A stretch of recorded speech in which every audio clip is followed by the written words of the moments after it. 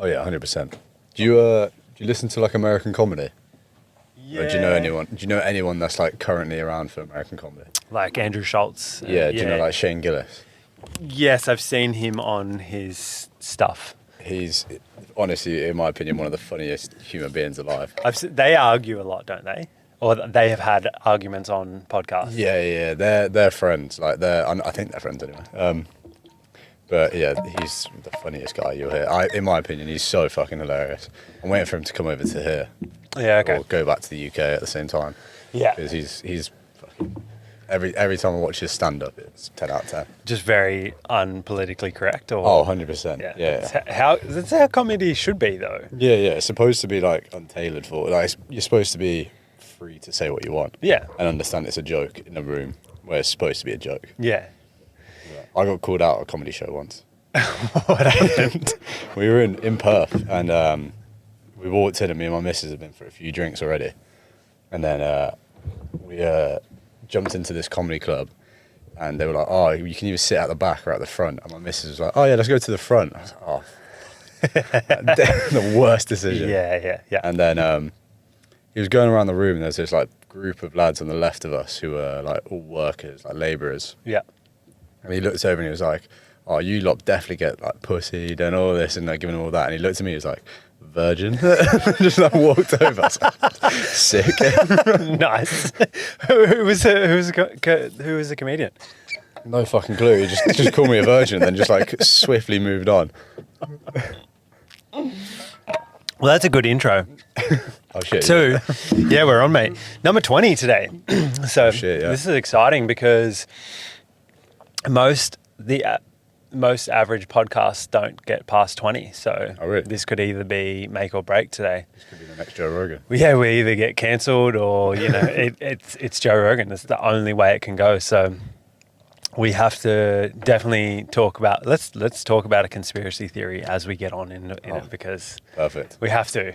Yeah. Or do we want to lead with that? No, we should Yeah. lead with some health and fitness and, nutrition or whatever that might be. But we definitely got to swing around to Conspiracy. favorite conspiracy theories. I love a conspiracy theory. Yeah. I definitely don't base my personality off them, but I just think, why the fuck not get around them? There's some actually quite good ones. Yeah. Out there. If you go down the rabbit hole, there's some brilliant ones. You've definitely been down the rabbit Oh hole. yeah, 100%. Yeah. Have you seen the Mandela effect No. of the Statue of Liberty? No. It's like it's I don't know. It's this defo some bullshit video I watched, but it's like if you look on in Google Maps where it is, everyone thinks it was on a different island to where it actually is, and it's like this whole rabbit hole. And the person who posted the photos of it is the guy who invented it Right. in like France in whatever year it was, and he's the one that's posted all the photos of the Statue of Liberty are posted by this one guy, and it's his profile, and he's died like years ago. It's proper. It's a weird conspiracy theory. Right. I'm going to have to study that one. Yeah, go for that one. Okay. What's going on, mate? Not much, man. Not much. Yeah. Just another cruisy week. Yeah, half days. Half days. You're now level 1 now, yeah? Yeah, well, apparently I haven't got my contract yet. Fair enough. So currently unemployed, waiting for my contract to come through. Oh, actually unemployed. No, I'm just working for free apparently because I've done elevated coach, but Yeah. Chloe's got her contract. Everyone else I know has their contracts, just not me. Maybe you're getting the bin, mate. Who knows? Hopefully. We won't delve into that too much. Yeah, fair enough. And then what else is going on? You just started Brazilian Jiu-Jitsu. Yeah. We have to talk about that as well too, because it wouldn't be a podcast with, guys on here Yeah, I know. without talking about that. How's that been going? Getting fucked up every week. It's quite humbling. Yeah. Yeah, like this. That would have to be the most commonly said word by someone who does Brazilian Jiu-Jitsu. Yeah. Humbling. Yeah. I think it's said about 5 times per session anyway. But like this weekend, usually when you do it, if there's white belts will practice on the white belts, and you get like a blue belt to jump in, talk them through it, because they know what they're doing. At least they've been there 2+ years, and then you usually like do specialized training, and then you do sparring, and sparring can be with anyone. And this week it was like you just jumped in with whoever's ready to go. So like you go one round, whoever taps first, they jump out, and the person who won carries on. Every time I went through, I was either with a brown belt or a black belt, and they were just fucking me up for ages. I literally just got destroyed. I told you before, like my shoulder, thought that snapped off. My ankle before it snapped off, but just got ruined. Yeah, no, absolutely not. Because they just have so many ways to be able to fuck you up, essentially. And you've got nothing to defend it. No, the only thing you can do is lay on them.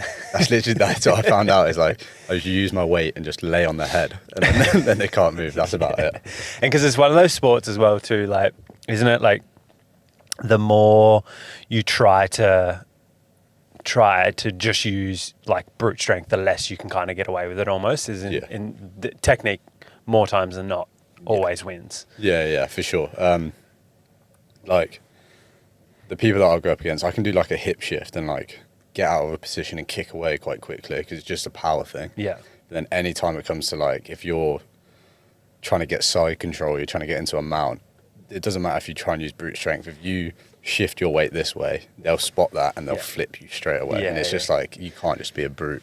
Yeah. There has to be some form of like technicality in it. Yeah, for sure. Except unless if you're Bradley Martin, because he'll... Oh yeah, fucks everyone. Yeah, that's he's crazy. 260. The craziest statements ever is. Has he fought anybody yet?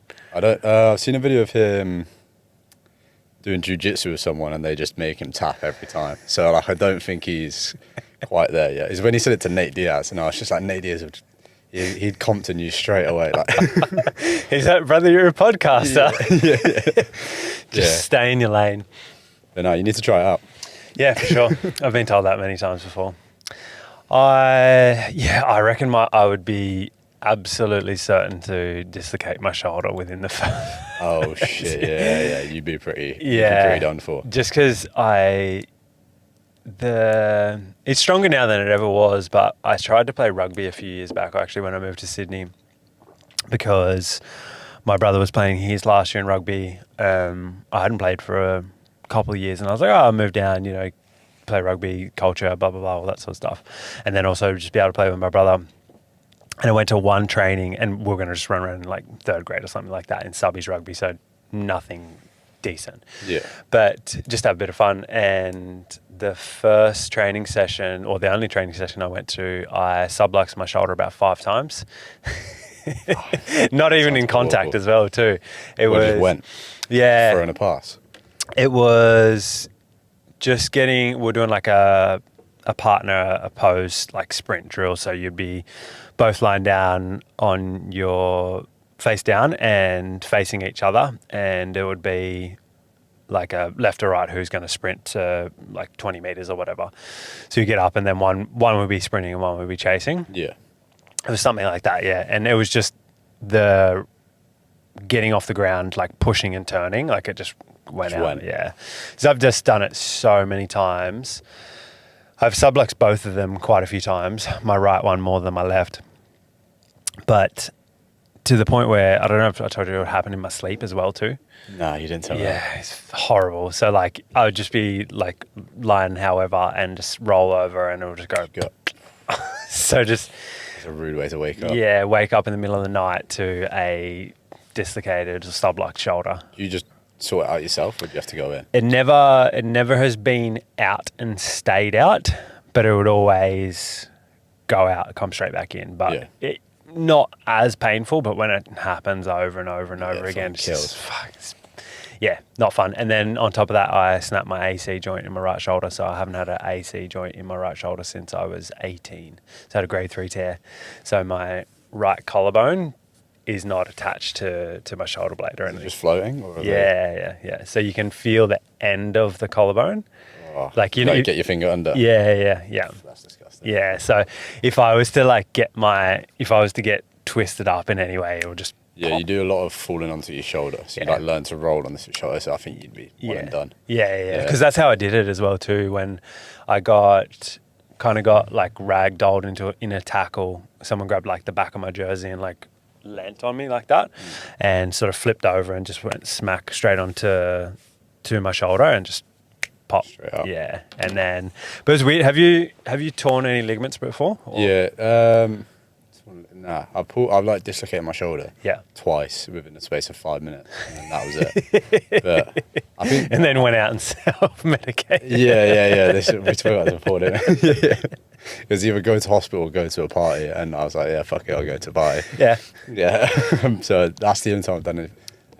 Like fingers and stuff. Yeah. Like I've fucked up all my fingers. Yeah. And now I'm like completely Ruining them even more. Yeah, even more. Like Fingers are the worst as well. Like all of them are shit, but it's because there's never usually enough of an issue for you to stop doing something, especially if you're playing rugby or you're doing jiu-jitsu. It's just like you're going to hurt your fingers. Yeah, you just tape them up and carry on. Yeah, and that's why they end up just always fucked up. Well, my sister actually slammed all of my fingers in a pub door when I was like 5. So like it was actually my fault, but it's still her fault. She shouldn't have done it. But my dad's a pub dad, so he usually just takes us to the pub and we just fucking like run around. And we was playing around with the doors, and I was putting my fingers in the crack. Yeah. And my dad was like, "Don't do that. You're gonna hurt your fingers." Yeah. And I was like, "Do it," and then like pull it out. Yeah. So then I put them in, and my sister just went bang. All my fingers were done, completely done. So Lesson learned. no, she shouldn't have done it. Like, I was being strategic, and then she just completely came out and ruined it. Yeah, fair enough. I've never really busted my fingers up too much. For me, it was always shoulders and concussions. Oh yeah, do you not break bones? I broke my what's that? Humerus. Broke my humerus. Cracked sternum. Never broke any other bones, but dislocated shoulders. I've had maybe 4 or 5 big concussions, and then snapped AC joint. Then that was just cuts and stuff, like split my head open and things like that. But never too many broken bones. But the cracked sternum was not a fun one. I went to make a tackle in playing rugby league, and the kid had the ball here like this, and then just went smack straight in the chest, just elbowed me right in winding as well. And it just I got someone to video that game as well too, so it just looks like nothing happened. Went in for a tackle, and then it looks like I just died. I fell over. Really? Yeah, because just bang straight in the middle of the chest, like both full tilt. Was it deliberate, or was he just trying to get like? I think it was just like a fend, but he just had the ball in 2 hands and just it wasn't like I'm gonna hit you with this elbow, but it was just like a reaction, and I just went to wrap and just straight in the middle of the chest, and then just coughing, laughing, driving in a car because just any sort of bouncing. That sounds horrendous. Yeah, it was. Have you ever seen anyone try and like intentionally hurt someone on the rugby field? Yeah, most of my mates that used to play for me. Because I had the same. I got punched at like, it was just in the mall, and this guy just punched me. Yeah. And I was like, why the fuck have you done that? Yeah. And then my mate Jack saw it, and then literally the next phase, he comes in and he's on the floor, and my mate just stomps on him and ended up, I think he like ruptured his kidney or his liver. Wow. And then we all just got pulled in to the headmaster's office and was like, was it an accident or was it not? And we were like, accident. Yeah. But it was definitely deliberate. Yeah, that's rough. Never anything that bad, but definitely see like a lot, particularly playing rugby league in the bush, a lot of like late shots, a lot of just stiff arms. One of my mates was bad for it, and a few of the games we videoed, you could just see him just actually like run in and punch someone in the face on the ground. Yeah, it happens. Yeah, it's rugby. That's why boys play it. But never like anything really like blatantly like you've just like obviously punching someone, you're trying to hurt them, but it's kind of in the spirit of the game. I had one where I was on the bottom of a ruck, and this guy, he was a pretty dirty player already, and I like had his ankle and I like twisted it, but he like started to hurt him, so he kicked out, but the ref only saw the kick, so he didn't see me twisting it. He got sent off, and I was like, that's my proudest achievement in rugby, just to get him off the pitch. So I remember him just being a dirty player already, so just to like do that, that's my rugby highlight would be that. Well, there's a bit of karma in that. It's like if you're already being a dirty player, you probably deserve to get smacked around a little bit like that. Yeah. I do miss playing rugby, but I Just not a chance. yeah, no. Yeah, I think over here it's not the same. Well, you played league, so Yeah. I don't think union would be the same over here. How so? What did you notice difference from watching the footy the other day or the rugby? The culture is pretty much the same. Like rugby lads are rugby lads wherever you go. Yeah. I don't know. I just think because it's not as popular. I don't know if it would be. I don't know if the environment would be like the same when you're training and everything. I don't know how it is. So I'll just be a bit skeptical of it. Yeah, it is. It is very different here. Like Yeah. I guess because there's I guess it's probably similar over there, but it seems like rugby is the main one, obviously. Whereas here, there's like a bit of a divide between the two, Yeah. rugby league and rugby union. There's a little bit, but it's more like the north of England's more league. Yeah, South's more union. So Yeah. it kind of works like that. yeah. Did you ever play rugby league at all? No, Yeah. never. And what you were in back row in? Yeah, number 8. Yeah, Not a very good one. yeah, fair. Just played. Just didn't want to be in the second row or up front or anything. The size of my ears, man. Like if you, like they'd get ruined in the second row. So it's like number 8, I could kind of get away with it. Yeah, fair. And kind of be a little bit looser. Yeah, So they're going to look good after a couple of years of BJJ. they Maybe. already get fucked off. I think I've ripped something in this ear already, so it's not going to look good. I do. To be fair, I do want cauliflower ear. Just to drain it. Have you seen those videos? No. Have you not seen cauliflower? Oh, right. When you go home tonight, that's your research is cauliflower ear drainage. I'm going to look at it now. Because it's just like calcified blood. So like if you Right. get it before it calcifies, I don't know if that's the right term, but you can get it properly drained, and it's so satisfying to watch. Oh, just blood coming out. Yeah. Drain. It's a bit more like pussy-ish. Yeah. Is that TJ Dillashaw? Oh no, it's not. Yeah, look, it'll properly. Apparently, it's so like soothing as well. There's just so much pressure just relieved, and that just fills up. Oh, wow. See what I mean? That's crazy. Oh, I thought it was just going to like spurt out There everywhere. is some videos like that, but it's more when like someone gets punched and then they just explode. Right. Yeah, that's the only reason I want it. Makes sense. But they're already fucking huge. Like Yeah, true. that's massive. But you probably wouldn't get this. Everyone used to call me Champions League. It's a football trophy. It's literally like held like that. So yeah, That's great. why you try to pick a cartoon character for everybody, isn't it? Yeah, that probably is. You're trying to get your own back. I'm still trying to figure out some of the gym. Yeah. What was I? Dr. Doofenshmirtz off Phineas and Ferb, but with the beard. Only with the beard. You have to put that up on here because that looks identical. If anyone knows you as well. Wow. He's actually just remembering he looks probably a little bit bigger than me. Yeah, he has got bigger shoulders. Yeah, which is not hard. They say, have you heard the saying, you got shoulders like a brown snake? You know what a brown snake is? That's the most poisonous one, isn't it? Yeah, they don't have very big shoulders. Oh, yeah, I was going to say, I don't think any snake has big shoulders. No. King Cobra, maybe. Maybe, yeah. That's all neck and ear. Maybe that's just cauliflower ears from getting into too many scraps. Right, well, we better get into some health and fitness stuff because I guess we got to tick that box and then go from there. What do you want to talk about health and fitness wise, mate? Now you're unemployed. You've got all these thoughts. A level 1 coach at one playground. Yeah. What do I want to talk about? How was your experience with the elevated coach? What did you learn? What do you think was most valuable? I definitely think it teaches you to be more time conscious and being able to manage your time a lot more. Yeah. I think a lot of the days previously as a PT, it'd be like, oh, I've got 2 hours spare. I'm just going to sit here and do nothing. Yeah. Whereas here they're like, oh no, you make these calls, do this, do that. Yeah. Get your dashboard uploaded, try and do some admin, get the PT, like all that stuff out of the way.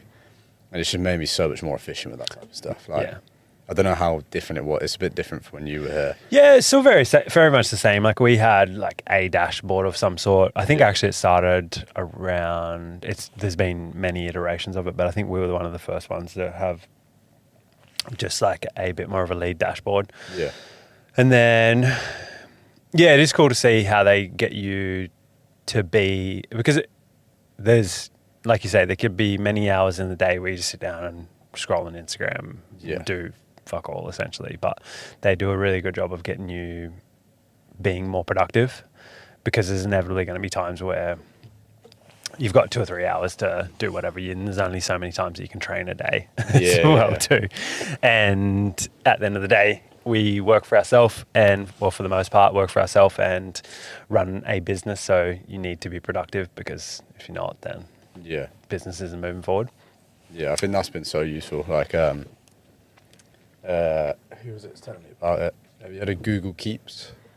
Yep. Yeah, so that's just like, even just doing that just helps so much more with just planning out your day, and then doing that mind body stuff where I'm like, I'm not talking to anyone for these 2 hours of the day. I need to do business admin here. Yeah. Just that type of stuff makes you way more efficient. I'd say the downside of it is you don't really get time for yourself. Yeah. Which is like, you're trying to fit in a session here. Like, if you're trying to work out, I've got 40 minutes here, I need to get something in.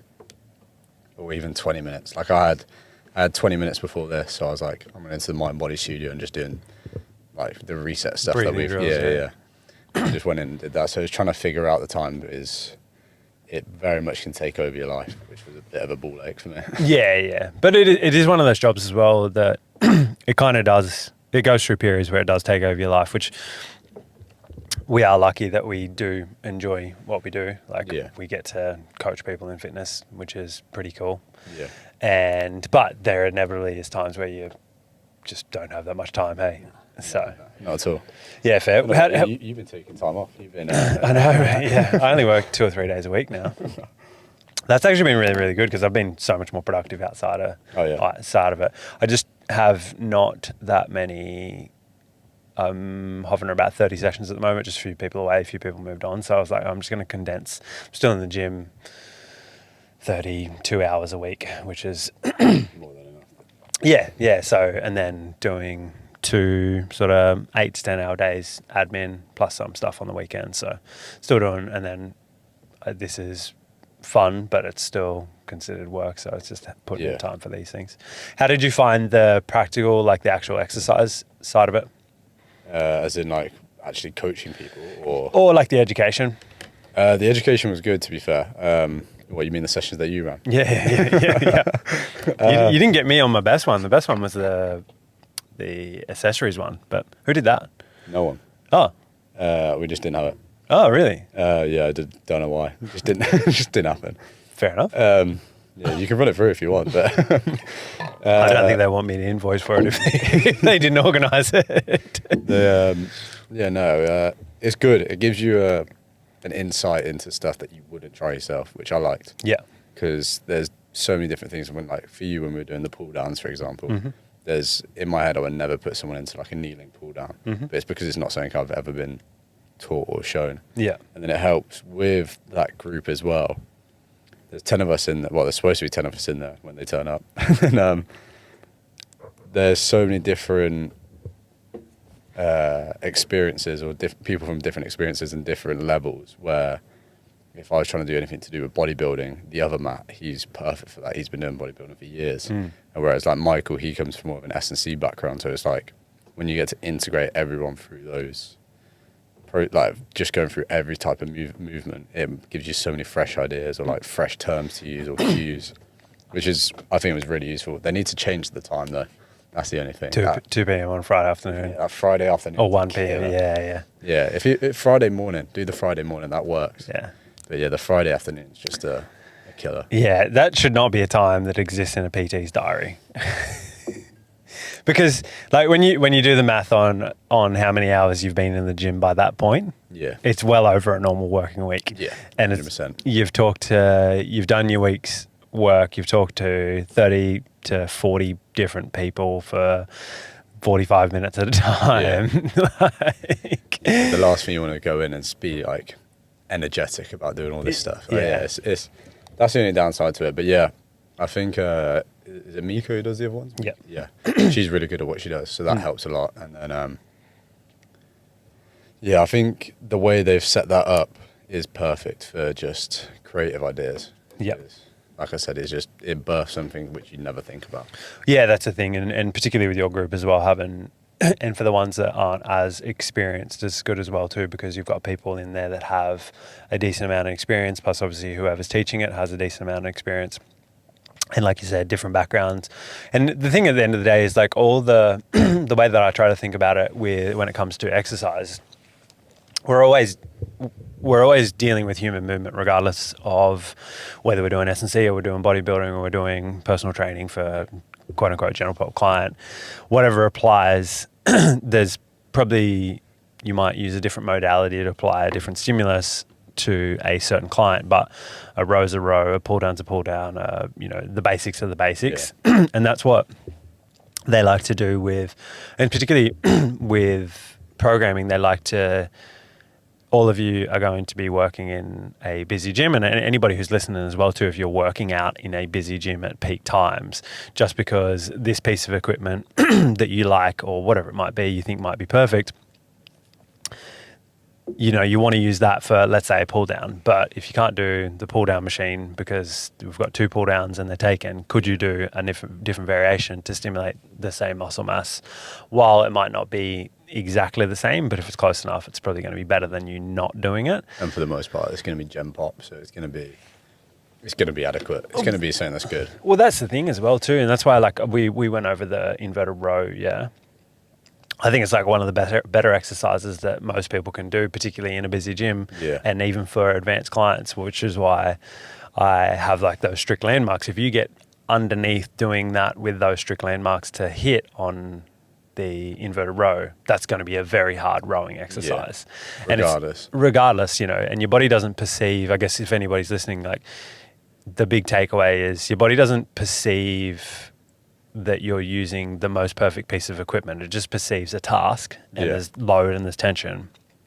It doesn't know if that load and tension is coming from body, quote unquote body weight. For a lot of people think that that's light. Yeah. But if your whatever your body weight is, like a pull-up, people think, oh, well, pull-up should be easy because it's body weight. But if you're 80 kilos, it's an 80 kilo pull down, which is heavy if someone's doing that. Yeah. And so I think that's the cool thing is like, once you can understand like human movement, understand anatomy, then you can just pick an exercise and fit that exercise for the given task that you want to achieve. And yeah, that's the whole concept around what they do. Because then, if you think how many times, like I used to be very narrow-minded with it. It had to be like this pull down, but it's like, okay, that doesn't work. So where I got that from was when I used to work in my gym at home. We were talking about last episode. Warehouse type of gym, Yeah. And so I didn't have a lot of like, quote unquote perfect equipment. So I just had to figure shit out of like, okay, well, we can't do a lat pull down with the perfect lat pull down machine, but I've got a cable machine that will do okay. So I'm going to use that. What can I anchor on to make this? That's the thing. And particularly for people, then you just change a few of the variables. Okay, well, if I can't go as heavy on it, maybe I can add a pause at the top and bottom. Maybe I can add a little bit higher reps. Maybe you could do a single arm and then you don't need as much load or whatever that might be. That's a big thing. And it's easy to get caught up in, well, I have to do this piece of equipment because X, Y, Z. But also your body doesn't give a fuck. No, it doesn't. It really doesn't know. That's similar to what we were talking about, the VR stuff with if you can just create that visual stimulus. Yeah. It doesn't know. Your body's just still going to react in the way that it needs to react. Yeah, that's the thing.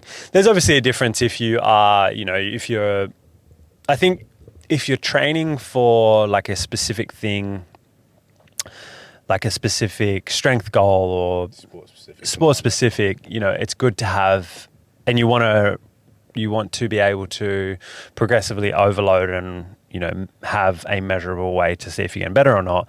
Yeah, okay, that makes a big difference to have the same piece of equipment. But if it's like an accessory exercise, so let's say if you're doing a upper body workout, and you need, say your first exercise was a pull up or something, and that was like the specific thing that you were working at, a chin up, but then you just needed some light accessories towards the end, it wouldn't matter if that was the plate loaded pull down, the Techno Gym pull down, the lat pull down, the cable pull down, kneeling, like we said. Yeah, you just need some form of pull down. You just need that stimulus if that's your lighter accessory, whatever that might be from there. But obviously, if you have someone that's more experienced doing a back squat, a goblet squat is not going, you know, they're back squatting 150 kilos. A goblet squat will not be adequate stimulus. Not at all. Have you seen that animal that comes into the gym? He's this white guy, built like a brick shit house, comes in the evening. Yeah. And I was speaking to Michael about this the other day. He came in and I've seen him squat reps of like 4 plates. Yeah. And then the other day he came in and he had 110 kg on the bar. And I was like, oh, he's going light here. And then the animal just started squat jumps.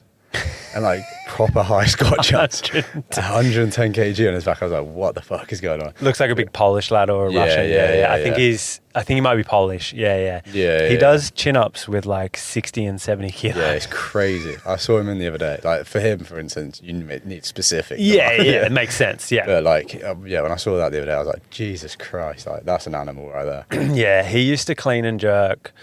I seen him go up to 130 kilos upstairs. No one in the gym gives a fuck because they don't know what they're witnessing of this guy just putting 130 kilos over his head. Would not make a noise. Really? Just that descent's just so perfect. So, like, clean it. Like, he was a weightlifter, I think. You don't just accidentally... He was benching 3 wheels the other day. I was like, he's doing something right. He did 200 in there one day on bench. Fuck, yeah. Animal. Absolute animal. Anyway, he used to, he clean 130, jerk it, and then just lower it down. Put it on the ground, make no noise. Yeah. He snatched 120 kilos up there off blocks. Like, again, no noise, like, and no one, and then animal. And he doesn't make any noise himself. No, he's barely really friendly talks as well. Yeah. Yeah, like always comes over. If I'm with a client, he'll be like, oh, I need this. Like, super friendly guy. Yeah. He's a proper weapon. He must have been, like, he does, I think, less weightlifting up there now. No, yeah, I've seen him lower the intensity on some stuff. Yeah, but bench 200 kilos not that long back. Yeah, it's crazy. There used to be one guy that we did a powerlifting comp last year and he did it as well too. He got up to 295 on deads.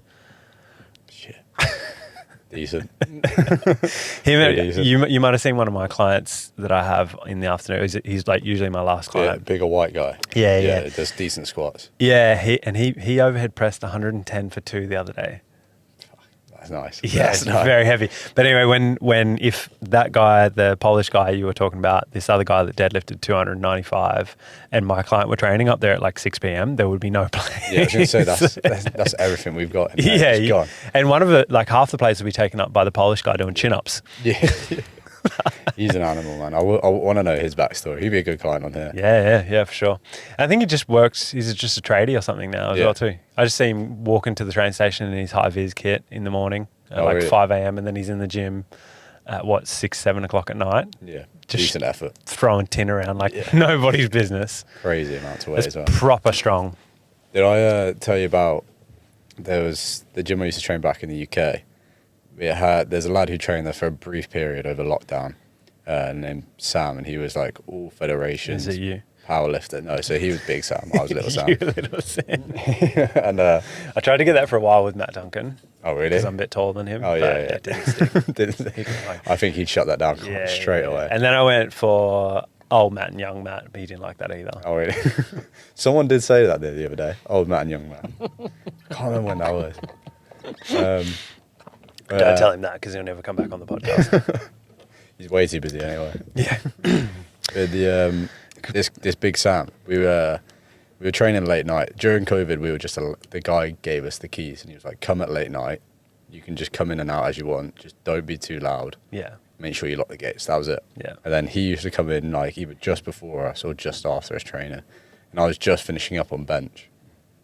And I think I was doing like 105 for a few reps, not high. Yeah. And he comes in, he was just like, "Oh yeah, leave it on, I'll warm up." And I remember that was like the most demoralising thing because his bench record's like 272. So like 272 is like all federations. 600 pounds, yeah. The guy he's my age, not our age. He's my age, and genuinely looks like a gorilla. Like that's his whole thing. Is just an absolute animal. And you would not say second biggest bench, 272 kg. Wow. That's the fucking animal there. And then he did a slingshot as well. I wasn't there for this, but he did a slingshot. Guess what a slingshot is? Like fucking 350 or something. 400. 400 kg slingshot. It's just like, and 23. I think it's 23 or 24. But he's like, just to be that type of freak at that age is crazy. How big? Not that tall, but Yeah. like width wise is fucking ridiculous. Like that's him on the right. Oh, mate, on the left's not fucking small either. Yeah, exactly. But Jailhouse Strong puts him up all the time. He like came to the gym near us and was with all the fucking animals there. I was just in the background, just there. Warming up on your max. Yeah, just crying, absolute crying. Yeah. That was like me when I went to the powerlifting comp. I got hurt on the lightest deadlift of the day, I think. Oh, really? Yeah. What'd you do? I went to, it was 175. It would have been a 2.5 kilo PB, and then I was going to jump to 185. And I did did 165 as my opener just because I wanted to get on the board, and then I was going to go for a PB and then just send it on the last one. Yeah. And the bar just, as I just got a little bit too hyped up, and the bar, I twisted coming off the floor. So the left side kicked out and the right side come back. And not like it was a long way, but for me, that was a PB, and it would have been about an inch too far on the left just because I twisted off the floor. Yeah. And just, I felt this snap and pop in my lumbar. Like, it was the worst thing I've ever felt. Like we were talking about injuries before. Like I've had a decent amount of injuries, and this was the worst thing that I've ever felt. Just like my lumbar go. Did you just drop? Just fell over, and I couldn't stand up. Let go of the bar, fell over, couldn't stand up. Went to get up, couldn't. They had to pick me up off the floor, and then I could walk over. But what it was actually a good thing. It sucked at the time, but it actually made me work more on the stuff that we're doing with you and your hip. And for not long, I think Cos started with me like a couple of weeks after. So it actually helped me, or around that time, it actually helped me help her a lot better because I was like, oh, okay, I know what this feels like. I've had back pain and discomfort for a while because of these kind of issues. They're just underlying, like we've said before. Like we look at the human being and we're going to have very similar imbalances from left to right.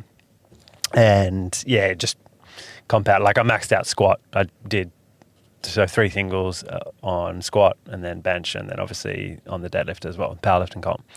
And it was fine from the squat. I went 155, 162, 165. And that was the 162 was a PB, and then 165 was a PB. Yeah. It wouldn't have helped the deadlift, like that coming undone on the deadlift, but yeah. Anyway, it actually helped me after that. Made you correct yourself a little. Yeah. Because I got straight back into training the next day. I was just like, cool, what can I originally thought I'd torn something with the feeling of it. Like it felt like something popped and snapped, like it would if you've snapped something. Was it a hernia or was it displacement? I think it was more just a spasm of, as I twisted, I think. So commonly what you'll see is like that left side hip flexor will be quite tight, the left side erector will be quite tight, and then on the right side you'll see the right side oblique will be tighter. The QL on that side will be tighter. And I think it was just like a spasm of, as I've twisted, my left hip flexor grabbed and then my right QL grabbed on the lumbar. Oh, so yeah, and that, like where I felt it was very much in the lumbar. And it just was like, that's what it felt like. And so what I did is I was like, it's going to be painful. So I'll just see how it goes. Yeah, see what you can do. Yeah, the next day I woke up and it was painful, but I knew that it wasn't that bad. I've had more pain the next day after doing something. Yeah. So I was like, okay, well, this is as painful as it will get the next day. It should get better from here. It's unlikely that you'll wake up 2 days later and an acute injury like that will be more painful. Yeah, usually immediate with those types of things. Yeah. So there's the immediate pain, and then the next day, just because like you wake up in the morning, you've slept on, and you slept weird or whatever it might be. So then I knew that I was like, cool, I'll just start on some breathing drills, did the breathing drills. And that was very weird. Like, when you do the breathing drills and you feel like a little bit of tightness breathing into certain areas, where it was like really sharp pains down in my sacrum. Because with what the breathing drills do, they do move all joints when you're doing it. But because everything was just so locked up and tight and tense, I could feel like a stabbing pain down in my sacrum. Did it feel like individual bits as well? Yeah, it was interesting, but I knew that as I breathed into it, it started to subside a little bit. Stuff started to move, and then I was like, oh, okay, cool. Well, if I know I can make change with that, then I'll move on to the next thing, and then the next thing, and then the next thing. And I started doing RDLs the next day. Yeah, that next day. So I did the breathing drills. That's retarded. but I just started with I think I did just no weight, just see if I could do an RDL, just a movement. And then I did it with a 20 kilo bar, and there was pain initially, but then the more reps I did, the less painful it was. It started to open up and started to warm up, and then also just make the muscles a little bit more responsive. So then I was like, okay, well, I'll do this every day. And the next day, I think the Monday after, I squatted 130 for 5. But there was no pain with it. I just slowly warmed up. Yeah. And I was like, oh, cool, I can control that. It's the hinge move pattern that more than the squat. And because obviously you've seen the way that I squat, it's not as hingy as... No, not at all. Yeah. Because that's where my levers fit it best. So I did that, and then I was like, oh, cool, I'll warm up on an RDL. I think I got up to 30 or 40 kilos. Same thing. The more I did it, the better it felt. The day after I did 50, the day after I did 60. Just kept it moving. Kept it moving. And then at the end of the week, I got up to 100 kilos for like 6 to 8 reps on an RDL. That's good. And I was like, oh, cool, I know I'm in the clear now. I know I can. I still continue to do the structural stuff. But it was, because the way that I thought about it as well, because I've been injured quite a lot, I was like, well, if I rest and do nothing, I'm just going to continue to get tighter. Yeah, it just doesn't work like that. No. That's one thing I picked up quite early on was, I can't remember who told me, I think it was someone at uni was just like, oh, if you're injured, just do everything you can, move through the motions where it's discomfort and where it's pain. Yeah. And that's where you need to distinguish the two. Yeah. That's why I always ask clients, because I had a client come in the other day with tennis elbow. And he was just like, oh, I did my elbow doing tennis. And I was like, all right, let's just do some movements for the forearm. He was like, hurts. And I was like, oh, is it hurt or is it just discomfort? Yeah. And then by the end of the session, we were doing full pull movements and like everything through the forearm. I was like, it's just people will jump on I'm injured, I need to stop doing everything. So you just did the right thing. Well, that's the thing. Like I know before, like from experience before, like the less I do it, the more... I need to train, otherwise I just don't feel great. Yeah. So I was like, well, I got to train. So even if I can't do any lower body, I'm going to make sure that I can do everything upper body wise. But it's funny, particularly when we obviously have a different perspective on working around injuries, because we do have an extensive amount of knowledge on training itself. Yeah. But there's always like an initial alarm when you do move through something. And then, like you said, like you did with your client, okay, well, is it pain or is it discomfort? Because oftentimes people just get that initial alarm and it feels like it's pain, but it probably could be just a little bit of discomfort. And it might be a pain signal initially. But as you warm up and move through it, it probably will subside as well too. Because the biggest thing is that the body doesn't want to continue to get injured, so it'll give you a pain signal to tell you to stop. So it'll initially do that, but then if you make sure that it feels comfortable in that position, and as long as you're loading it appropriately, then you're probably going to be able to work out of it. Obviously, that said, if you have a full snap of a muscle, or break a bone, probably don't move that. Yeah. This is always to an extent. Yeah, to an extent. And then it's, I guess, it's as you move through, you get better at judging whatever it is. Actually, on that, like we were talking at the start of the before we started, mate, we haven't really got into actual exercise stuff yet, but hopefully people are finding it beneficial. Yeah. Knowing what you know now, what would you tell yourself starting out? Because this is essentially what we do as a job, so it will be beneficial for other people as well too. Yeah. don't rely on just the courses or like whatever it is that you do. Mm-hmm. Like, I feel like a lot of, not throwing shade at anyone in particular, but a lot of PTs do the course and they go, right, I'm a PT now, I'm the PT. Whereas it's like, no, you need to, that course is just like the bare bones of everything. Keep educating yourself, keep trying to push like new things. I feel like a lot of times people have the regular exercises that they do because they just get comfortable and because they're scared to adventure out. Yeah.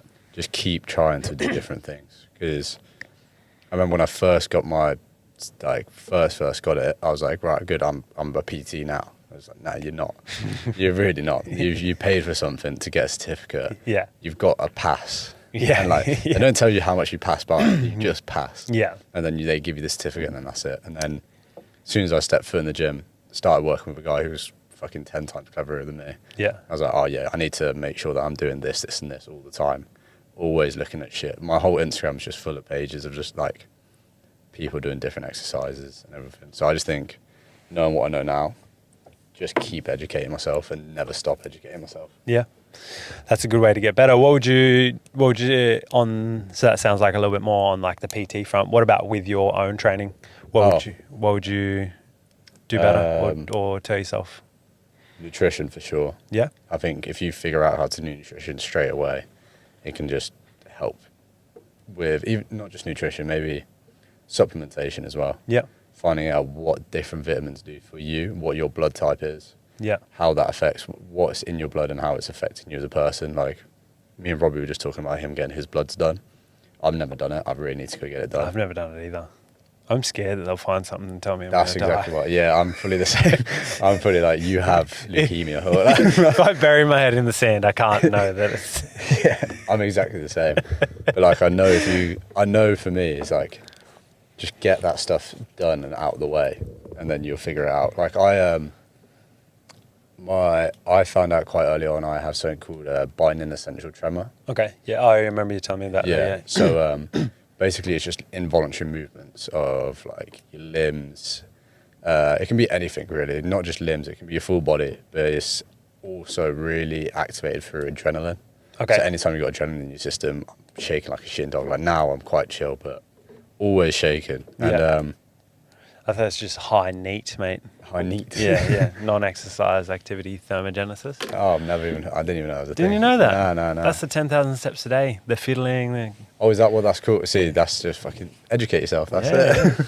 That's a good one for most people to think about, particularly if you're trying to get leaner. Yeah. Just general activity. Yeah. So we looked at, what's it called? PAP. I can't remember what it is because I'm going to be fucking grasping at straws here. But whatever's said on here, mate, is gospel, so it doesn't matter. But with the tremor. Episode number 20, volume 20. Yeah. Yeah, anything goes. Yeah. Anything goes. That's with the tremor, sorry. Yeah. So basically, I went in, I found out through my mates taking the piss at me at school. Yeah. So like, do you ever used to share water at school? And then like, if someone had a water bottle, you'd be like, oh, let's have a sip. Yeah. And we used to call it, we were like, yeah, but you've got to waterfall it. And waterfall just means like, dangle it above your head so that it doesn't touch your lips. Yeah. No one wants to spread germs. Yeah, of course. Yeah. And then I used to do it and I always used to like shake loads. And my mates used to like literally be like, what the fuck are you doing? I was like, I can't control it. And then the more they take the piss out of you, the more you would shake. So literally. And then we were sat in a biology lesson, and we're talking about Parkinson's disease. Yeah. And I was like, oh, so I shake a lot. And then I showed him. And he was like, go get that checked out. Because also my granddad had Parkinson's as well. Right. He was like, go get that checked out. And then we went. And then they tried chucking me on some medication. They told me what it was. They were like, you need to be on this. And my mum's a medical, like from the RAF, was a medic. She was like, he's not doing that. Yeah. What's the nutrition side of it that we can do? And they were just like, antioxidants. And then ever since then, I try and incorporate that somehow into my diet. Yeah, okay. So they were just like antioxidants. It helps just to really like balance everything out with the tremor. Okay. And I did notice like as soon as I started having types of berries and everything, it kind of settles it a tiny bit. Interesting. But they were like, it will never go away, but it does settle it out. Yeah. If you ever see me exercising, it looks like I'm struggling. Yeah. A lot. Probably am. Yeah. It's just pure, a battler. Yeah, literally. Yeah. So it's just constantly like all the way through, all the way down. And I'll have like, if I'm on leg extensions, you'll see all of have you seen those guys where they tense and the muscles ripple? Yeah. That's my entire legs. Like Yeah, we'll just right. go all like this all the time.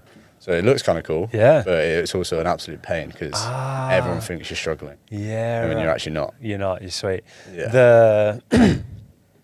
That's just you wanting to get attention, isn't it? Yeah, fully. That's it. That guy. What was his name? That just died recently.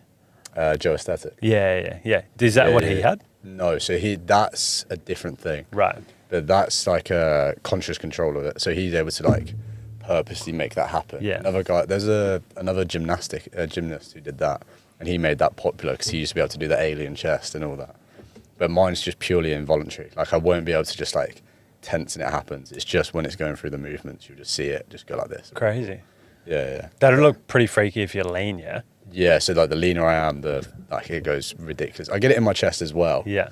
But more like if I just stretch in the morning, you'll just see them go like that. It's really, really freaky. Interesting. Yeah, any time if you were trying to get me to do an egg and spoon race, I'd be done and dusted. I could not do it. I don't have a super steady hand either. Maybe that's just probably more the amount of caffeine that I drink. Probably. Does it get worse if you drink caffeine? Yeah, caffeine's a stimulus as well. So like I'll be there like proper going for it. Yeah. But yeah, it's awful for that made me start looking at nutrition and stuff. So I need to get my blood done just to make sure the nutrition's better. Yeah. It's something that would be interesting. I never had a blood test until just a year ago. Like 32 years. Yeah. Before I ever had a blood test. Oh, really? Yeah, never had one at all. I've had a few, but the NHS don't really like look at the stuff. That you want to know. Yeah, I started passing out in the gym like 2 years ago. Really? And I was like, I've got a brain tumor. So I was like, I went to the hospital. Yeah, literally. So I went to hospital and got my bloods done, and then they literally told me nothing. I was there for 9 hours. Yeah. I saw 3 different people. They didn't tell me what was going on, and then I just ended up walking out. So I don't know what's actually wrong with me. So, but I got my bloods done then. But I need to actually go to one of these people where you get it properly. Yeah, because they'll just look at the very like base level stuff. I don't know. I want to know like the inflammatory markers, see why that's looking in my blood. Yeah, the test one would be interesting as well too, because that obviously is a big topic of conversation nowadays with that. But just also interesting to see, just like, oh, cool, that's there. Yeah. But you got high or low? What's that? Do you reckon you've got high or low? I don't know. I don't reckon it'd be super high. No. Like, I don't reckon it would be. You could probably tell, but it's an interesting one. I don't know a whole lot about it, but I've seen some people that are absolute animals that have on a blood test quite low testosterone, but they have, because I think there's a bit with it that you can have quite low test, but it depends on how efficiently you use it as well too. And you could have someone really, really high test, but they don't use it efficiently. I don't know much about it, but I was talking to Dave, who's Robbie's coach, about it, and the last podcast actually we were talking about the same thing, because he was in a spot where he wasn't feeling really good, couldn't figure out what it was, and then went and got a blood test, and it showed that some other things, but he had low test that was, I think, below what it was, like clinically low. And so he got on TRT, and it's must be nice. Yeah, just amazing to see what it does to a person when you. Did you know him beforehand? Yeah. So have you seen him before and after? Yeah. Is it ridiculous? Or is it? Yeah, it's mental. I can see why people want to do it. He's always trained really, really hard, but he went from. We did the rep max test for the Interclub Challenge, and it used to be, so now they do it as a single on the squat, dead, and bench. Yeah. And it used to be as many as you can for body weight or something. Yeah. And so we both did it at the same time. I 1.25 body weight on the back squat. I did 104 kilos for 20 reps. And then he did 116 because he was a bit heavier, but not long after he just started the TRT, and it was 115 or something like that, and he got 16 reps. And then like 6 weeks later, he did heavier than 115. I think it was 117 or something for like 26 reps. Like within 6 weeks, like it's just not happening. Stupid amount of strength gained on that. Like, that's retarded. Yeah, fully is. Yeah. But I think it's like, it must feel so like unreal to do it. Yeah. To like, to have that type of growth within that type. Because he must be on quite high. If he's on clinically low as well. Yeah. They're doing a pretty high dosage to like get him to like above baseline. Yeah, I'm not entirely sure because I don't even know like how they dose it as well too, but it's like above kind of normal, I guess, but particularly above his normal. Yeah. And then, but it's also one of those ones that like for a lot of people it can be just so effective, more effective than you need from anything else that you'll ever need to take. Like when you see people go on a laundry list of gear, and he's like, you probably could just do TRT and get all the results that you wanted. Just get in Deca or something. Yeah. Fine. Yeah. It's amazing what steroids can do. Oh yeah, it's crazy. The gym where I used to train at, pretty sure everyone was on it. Yeah. And like that's why they're lifting so fucking heavy. That's why West Side is the way it was. Yeah. Because they were just, well, no, it's not. It's Louis' excellence that brought them there. Yeah. But there's some very much needed help in the testosterone department. But it's also one of those things as well too. It's when people get to that level, they are doing it to be the absolute best that you can be at it. And if that means you need to take steroids, why would you not take steroids? Because then you're not going to be the absolute best. Yeah. So just that's what you're doing. I was talking to Dave about it recently, and he went to a seminar recently it was like a bodybuilding seminar by, do you know Cal Restic from UK? We were talking about this before. Is it with, we spoke about this. Pro Coach, I think. Yeah. Used to be Muscle Mentors. I think we spoke about, I looked him up. I'm pretty sure I've seen the guy. I wouldn't know what he speaks about. But. Yeah, actually, he coached Josh Bridgman for a bit. Yeah, that's what we was on about the other day. Yeah. And he was saying like the way they do the pads with them, they have I think 4 different levels or 4 stages they classify their athletes as. So is that someone else? Yeah, knocking on the door. That's fine. They have 4 different levels. They probably just edit it. I'm not good with the editing. Oh yeah. I don't know if people do that as a job. What, full-time editors? Just editing things. Yeah, like mashing it in together and stuff. I could not. I find it hard to do on like CapCut. Yeah, so tedious. Yeah. What were we talking about? You said 4 levels. Yeah, they do like 4 levels with how they categorize their athletes. So if you're a level 4, you're on a laundry list of gear. And I think like the base is it's like 2,000 milligrams of test a week or something like that. Stupid. Jesus. Yeah. But these are people that are doing it. They know that they're taking years off their life to compete at that level because that's what they do. They want to get to the Olympia or whatever it might be. But yeah, not for me. No. No, I reckon, I think it's going to be more common as we go that I reckon most guys, if you are training, you're probably going to be on TRT as you get closer to 40. Yeah. Because it would make sense. Why would you not if you could feel like you do at 20 being a 40-year-old? I understand like once you get up to that age, it makes a lot more sense to try and combat the aging cycle, like the aging process. I saw Joe Rogan, so it must be true, is they were talking about testosterone levels, comparing males now, so 20-year-old males now, this is in America, 20-year-old males now in America's testosterone level compared to 60-year-old males in 1950 or 1960. And the males in 60-year-old males in 1950 had higher testosterone levels than what we do today. Crazy. Which is like ridiculous. But then it's like, have you seen like their old school, high school, like secondary school gym training sessions? And it's like, you put anyone through that today and they're just not doing it. Yeah. But it's like you had to be ready for war back then. Yeah. Like it was like all ready for... Maybe we need to be ready for war now, mate. Who knows? England's getting ready, so... Yeah? Yeah. Well, we can just transition to the conspiracy theories now, mate.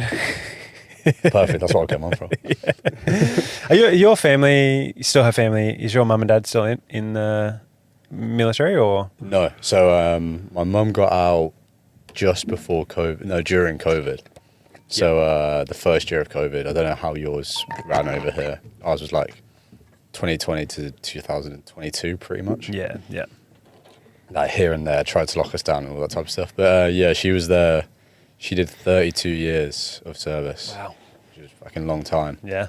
And then my dad was, I can't remember what year. I think he did like 21 years or something like that. But yeah, they're both ex-military. Yeah. Okay.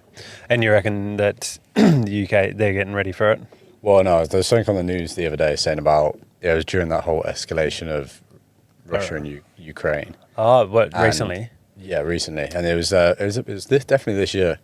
They said that British citizens should get ready for a call-up. So saying that they need to prepare for it, potentially. And then the whole of the UK was like, not a chance for doing this. Right. Makes sense. Yeah, right. Well, I'm too old now for conscription anyway, so it's fine. Are you? Yeah, I think so. I think it's like 30 years old or something. Over here, is it? Yeah. I think it's way older than the UK. Really? Yeah, like a lot older. I'm almost certain it's like up to the age of like 40. Really? Yeah. Wow. Yeah, I'm pretty sure it's quite old. Because my dad was told when he left in his, he must have left in his early 40s. And they said he has to keep his uniform until he was 55. Wow. Because he was like previous active duty. Yeah. He just sold it straight away. He put it on eBay. Because like people pay a lot of money for that type of stuff. I bet. What was I put? Maximum age to be... I don't know if they do conscription now in Australia anyway, would they? I don't know. You guys are barely in wars. Yeah. Like, was it Vietnam was your last one? I think that, well, no, there was people in Afghanistan. Or was it? Yeah. Oh, okay, I didn't know Yeah. that. Yeah, 18 to 41. Wow. Okay. Interesting. Yeah. So I knew it was quite high. Can you imagine having that happen? Fuck that. I feel like I'd be pretty ready for it, to be honest. Yeah. I feel like You're doing your jiu-jitsu. Yeah, I feel like I'm pretty... It's in the bloodline. Yeah, but they say it's way different. My parents are so against the military. Well, not against the military. They just don't think you should join up nowadays compared to what it used to be.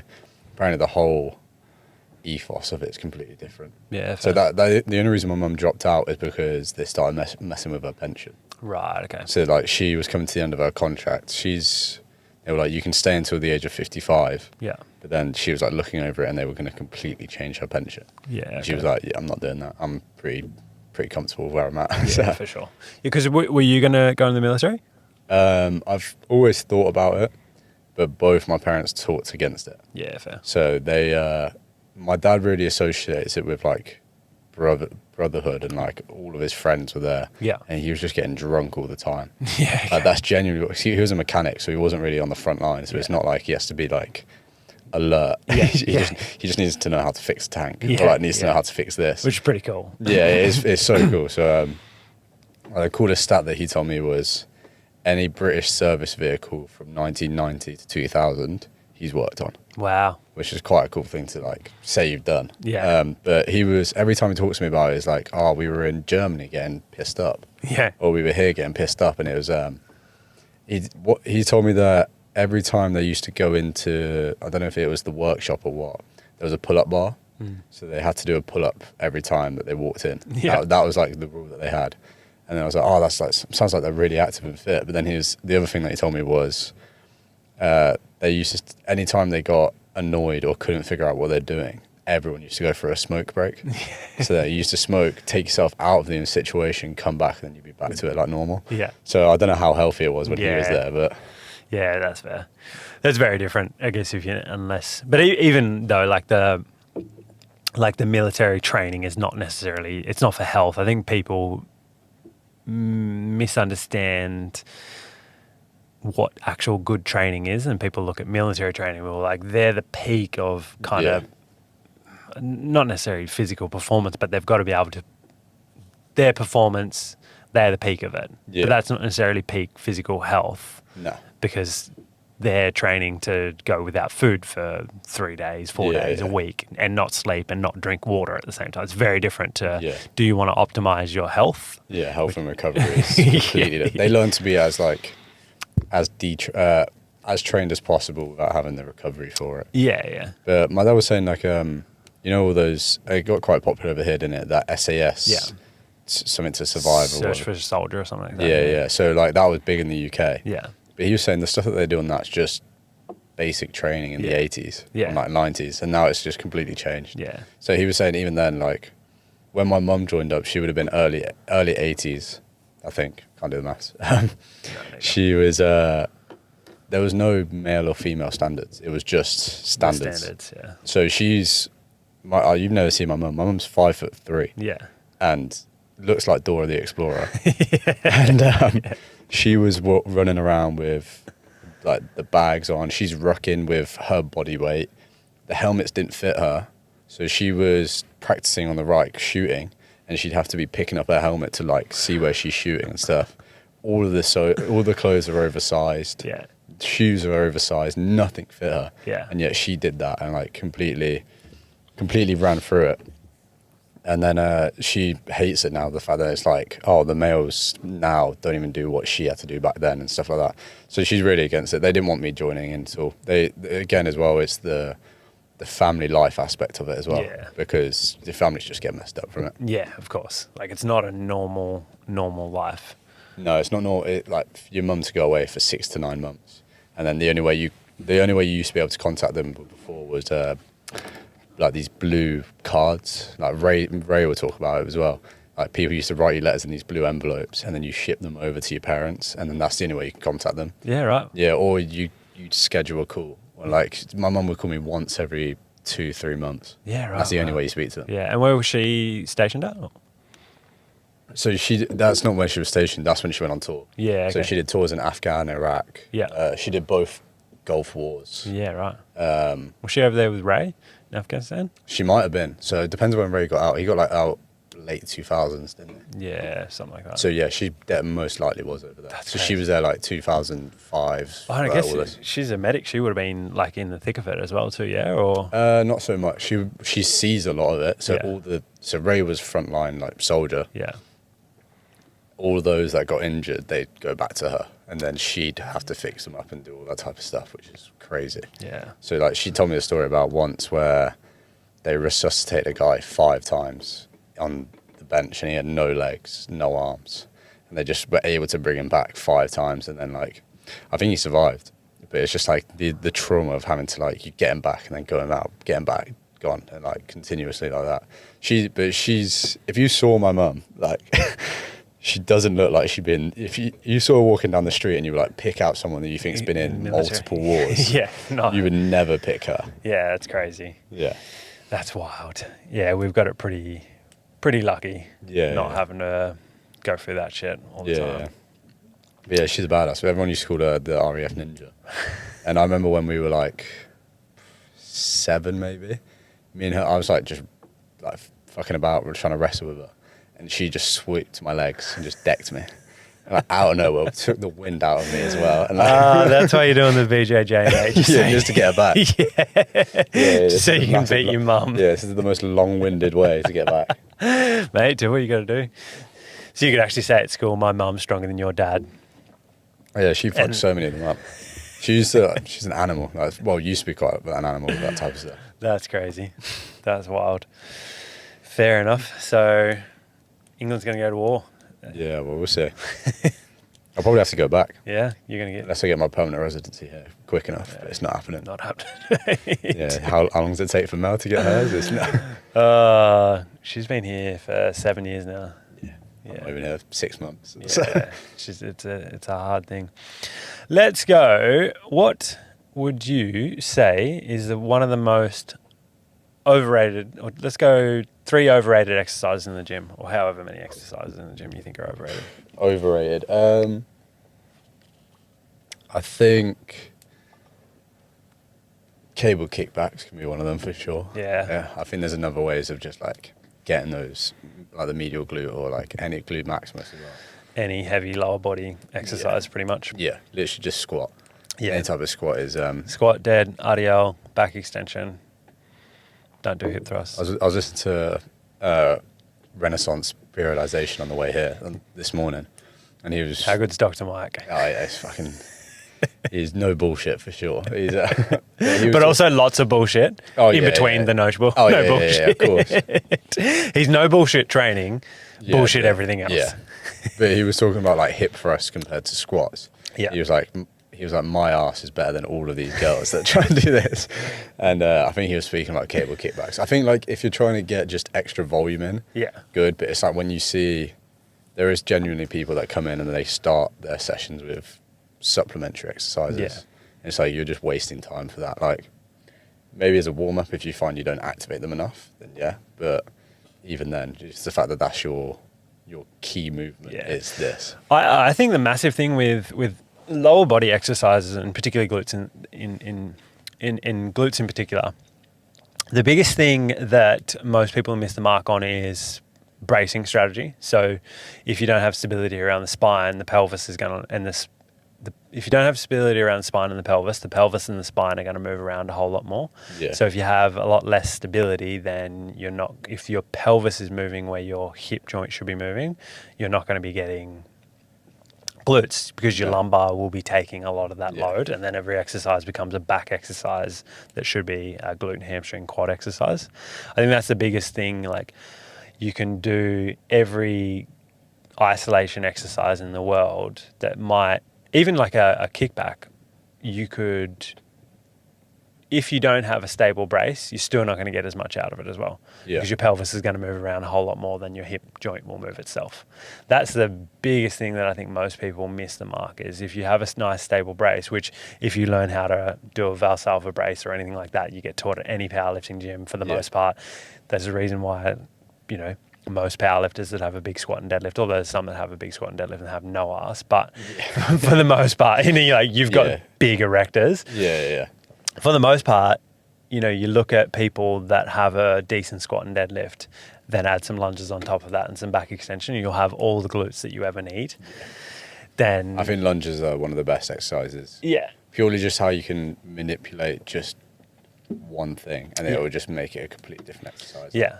One I've been doing recently with especially female clients trying to build glutes is just once you lunge, shifting that weight into the front foot and then just pushing through that front leg. Yeah. Just creates a way different exercise to what they're used to. Yeah. And particularly as well too, the biggest reason I think a lot of people miss is the way that I think of like upper body and lower body is lower body, and I learned this from, I think it was Charles Poliquin, the lower body is essentially really dumb and that doesn't need a whole lot of complexity. Oh yeah. That it needs a lot more load to recruit their muscle mass most effectively. And the upper body is a lot more complex. So there's a lot of different joint angles that you can use. You know, like a press, for instance, there'd be almost endless the amount of degrees that you could change to subtly change what that press is going to do for chest, shoulders, triceps, whatever it might be. And same thing for a row or a pull down. It's all just degrees of shoulder flexion and extension. Yeah. But then when you look at the lower body, it's really dumb essentially. Yeah, if you look at even like the muscle fibers, they're all pretty much vertical. Yeah, for the most part. For the most part, yeah. And so as soon as you go into the chest, it's like so many different angles, you know, and that's why you look at, I think, success leaves clues. So if you have a look at Olympic weightlifters and powerlifters, they usually have some of the best developed lower bodies that you'll see out of most athletes that are not training for a body composition. Yeah. And then if you have a look at calisthenics athletes, they usually have some of the best developed upper bodies that are not training for aesthetics themselves. Yeah. So it doesn't mean that you should just train for powerlifting and just train for Olympic weightlifting or just train for calisthenics. But what they do is they have a lot of different, like the calisthenics has a lot of different variation, there's different angles, there's a lot more complex movements for the upper body. Then on the flip side of it, the powerlifting and weightlifting, it's just big, heavy compound movements replicated over and over and over and over and over and over again. And then all of a sudden, oh my God, we got big quads, we got big glutes, we got... Yeah. And I think they're just switching the type of demand, aren't they? That's the thing. And particularly for something like the glute and the quads as well too, like there's a lot of muscle mass there. It can produce a lot of force. And like you said, most of the fibers run pretty much straight up and down. So if we then go, cool, let's just produce a lot of force into the floor, we're probably going to recruit all the muscle mass on the lower body and not have to do 48 different glute exercises when you could do an RDL, a lunge, a back extension. And then if you have one point that he says in that video as well too, it's just like if you do most of your quad training really effectively. Yeah, because of the stretch you get on that, it's going to affect your hamstrings and glutes as well too. Definitely like I guess that's an overrated and an underrated thing. Like big heavy compounds are not underrated, but complexity in the lower body is overrated, I think. Yeah, for sure. I think I always struggle harder with programming for the lower body because you don't want it to be monotonous. You don't want it for them to like, oh, we're doing this again for like the 5th week or 6th week. It's like you want to make some variety. Yeah, for sure. But I always find that harder than with upper body. You can just throw in a different, like you said, different angle. Yeah. Just cable for something rather than a dumbbell or like anything like that. Yeah. But yeah, I definitely think that's an area that needs to be looked at a bit. Because that's the thing. Like, there's definitely still variation that you can add through the lower body. Like you can play around with all your different variations of. I think like your split squats are the ones that you can probably add more variation to than most other things with lower body. Yeah. So you could do, like front foot, rear foot. Yeah. Alternating walking lunges, reverse lunges, whatever it might be, deficit. Like you said, rear foot elevated, front foot elevated. Change how high the rear foot's elevated. There's a lot that you can do with it, but then at the same time, if you go to a client, we're doing rear foot elevated, but we're adding another box. They're gonna be like, okay, cool. I'll usually try and cycle through, go one phase of like a Bulgarian and then do a reverse lunge and then do a front foot elevated and then drop set into this one and then walking lunge, because then there's endless variations. Then but I think there's something to be said for doing the same basic things over and over again for the lower body as well too. But like barbell reverse lunge was one of the best ones for me. Oh yeah. When I started doing that, like I got up to, it made a huge difference to my squat. I got up to like 110 for like 5 each leg, which was pretty decent. So then when I was squatting, I was like, oh, that's 130. That's only 20 kilos more than my lunge. Yeah. I always go like, oh, that's a single leg exercise. But yeah, I don't find for me barbell reverse lunges, I think I'm too clunky with them. Yeah, it's like a Hatfield lunge, or is it a Hatfield lunge? Yeah. I find that a bit more easier, or like a split squat with a barbell. Yeah. Just find it, just that step backwards can just throw me off. Yeah, okay. But we're talking about animals. I did see, where was I? It might have been in Perth. Do they have Revel Sport over here? It's like a type of gym. Yeah. It was in Perth. Yeah. There was this animal, and he had 140 on his back, and he was just barbell lunging across the gym. And I was just like, Jesus Christ. But barbell lunges you can get really fucking heavy on. Yeah. It was demoralising just to see, obviously. Yeah. What were we saying? But that goes back to our topic before of like, you're never going to be that person. Oh, yeah. It's like, you're not that guy. You're never going to be that guy. No, so. You can try and get as close as you can, but you're never going to be that person or that. No, just give up. No, I'm saying not give up. Don't try it. My clients, stop listening. Yeah. But, it's another underrated one, I think, is good mornings. Yeah, okay. Yeah. I think they're used effectively. Yeah. Or How would you use them effectively? I like a good morning. For a basic client, I always go seated, just to like get them into the pattern of just moving up and down, and then eventually just working up to a barbell. I haven't really tested it out with too much with safety bars. Oh, I'm now. Back down to your height now. I haven't really used safety bars for them, but I just think not going stupidly heavy. I know Westside Barbell would disagree. They're very much 5 rep max for that. On a good morning. That's in the book brutal. It says you shouldn't go for 1 or 2 reps, but 3 or 5 is okay. Yeah, fair. I do like a good morning. I think one of the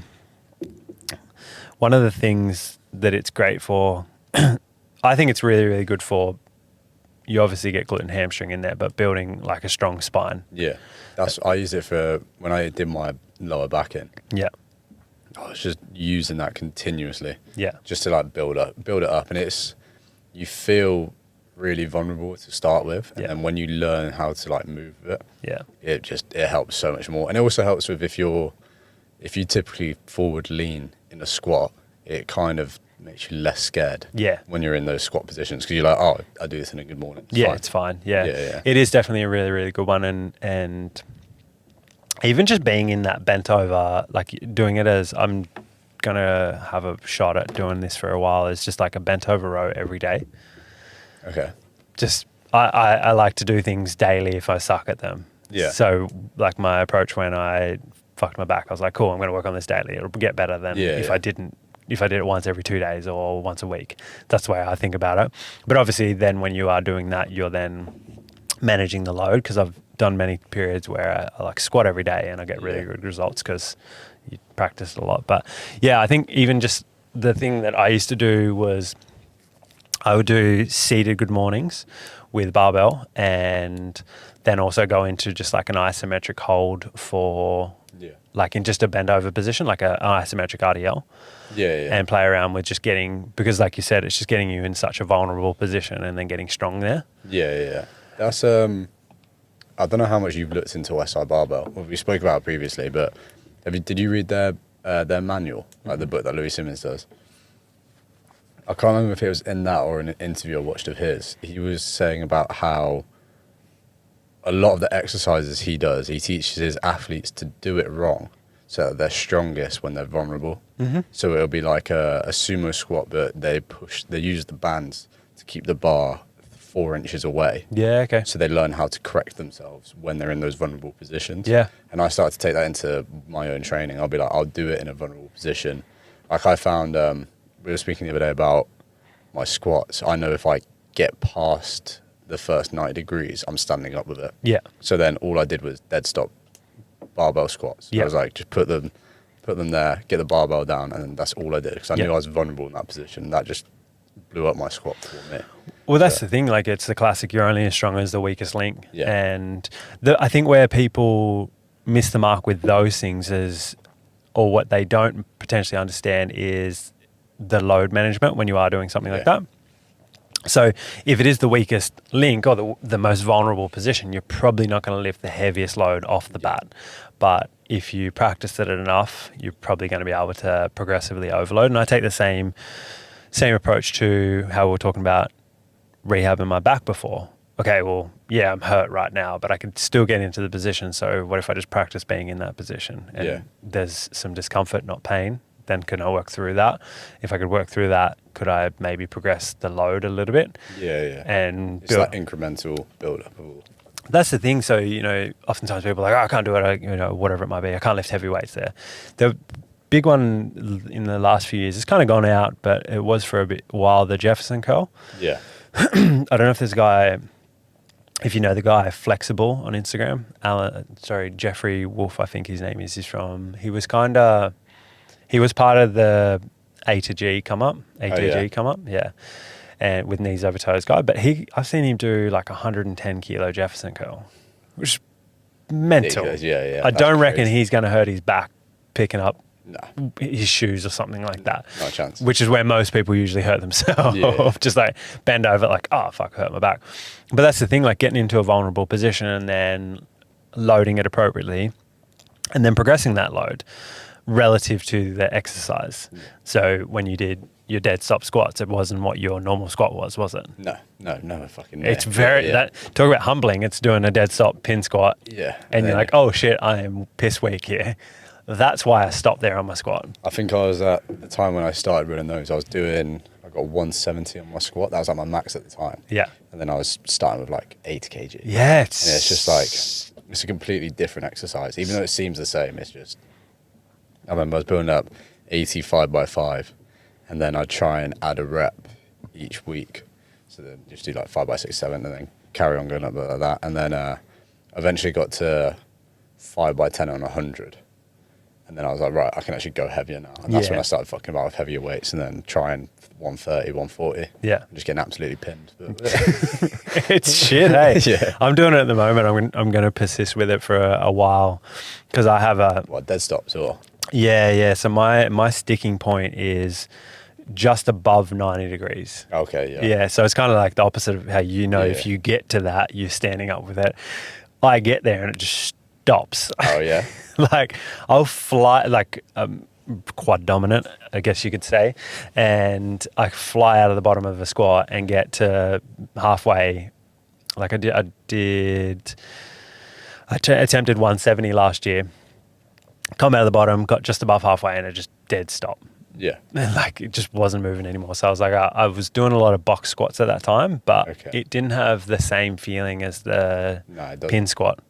Because I think because there's something about stopping in that position, because you can completely almost deload it. I don't try to in a pin squat, but you are stopping and starting in the most vulnerable position. Yeah. And it's very shit. Sucks. Yeah. Yeah. But that's actually one point you made there is actually quite underrated, is with progressive overload, adding reps before adding weight. Yeah. That's something that I've done a lot in the last year. I've done it before, but I've spent quite a bit of time the last year, just 1 rep per session Yeah. extra, and how quickly that adds up. Yeah, it's crazy. Yeah. It's something I find with clients as well. You go, all right, do this for a set of 8. And they do the 8 and they're like, oh, should we go up in weight? And then you go up in weight and it's complete dog shit for the next set. And then I started doing that with clients about a year ago. I was like, why don't I do this with myself? I'm like just building up those reps for higher weights, and it started to just fly up for some stuff. Some stuff it doesn't. But What do you reckon it doesn't work for? for me, just bench. Yeah, okay. It just doesn't really work for me for bench. I don't know why. So for me, I can come in one week and touch 100 and it'll fly, and then I'll come in the other week and I'm struggling to do 90.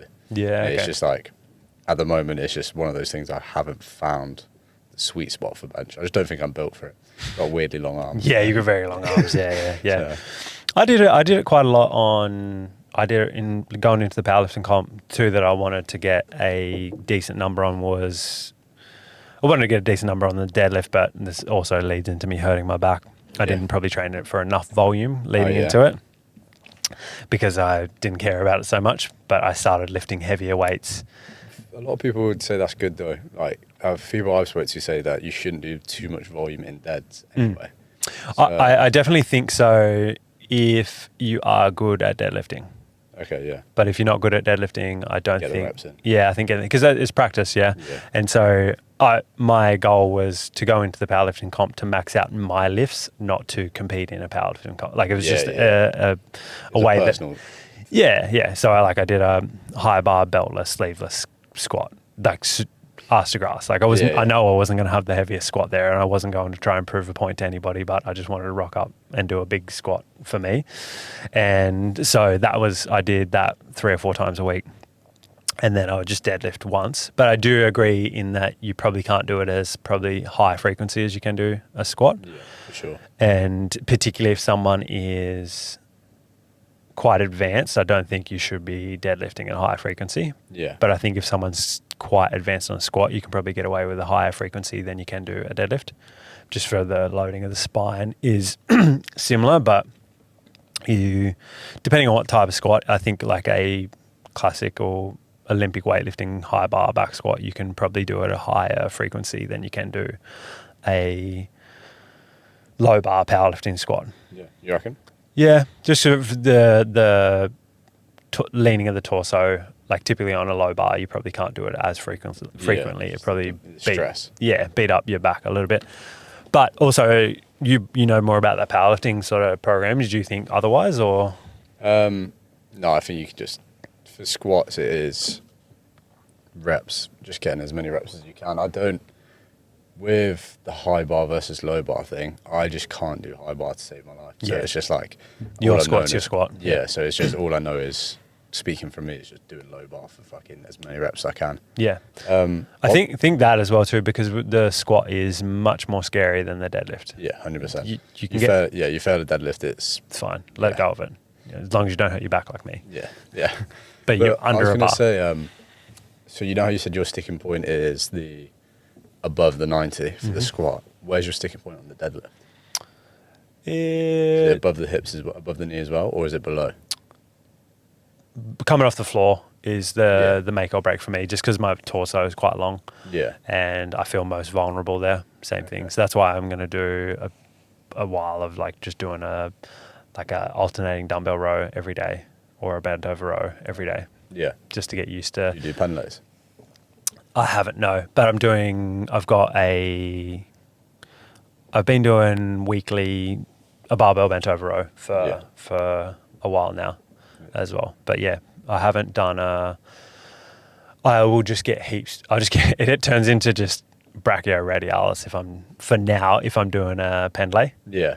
Which is sick to have strong forearms and strong grip, but it'll just not be a back exercise and just be a forearm exercise. Okay. Yeah, fair enough. But I do rate a pendlay if you can do it really well. Yeah, if you got the good form. I feel a lot of the people you see don't have the good form. No. People fuck up a bent over row and it gets to a pendlay, not by them wanting to do a pendlay row. Yeah. It's more they've just fucked up two things and not done a pendlay row. But I think pendlay row is like one of the best exercises you can do, particularly for a start position of a deadlift as well. Yeah. For that initial just rip is. Yeah. It also feels fucking pretty cool. What's the heaviest you've pendlayed? I never used to like try and max out on pendlays. I always used to just do like 5x5 and then maybe it's like 90. Yeah. Sometimes like never really messed too much with my back. All I did was just deadlifts for ages. Yep. Just deadlift, and it's purely because I just like to deadlift. Yeah, fair. And then it's just the funnest thing to do. Yeah. I think it's the best lift. No, you're wrong. But your squats. But no, I think it is class. Like any exercise like that, just heavy compound lifts is hard to beat. Yeah. I think most people, unless you're doing, depends on what you want, but unless you're trying to do, like a physique competition, bodybuilding competition, like you can't go past heavy, decent compound lifts.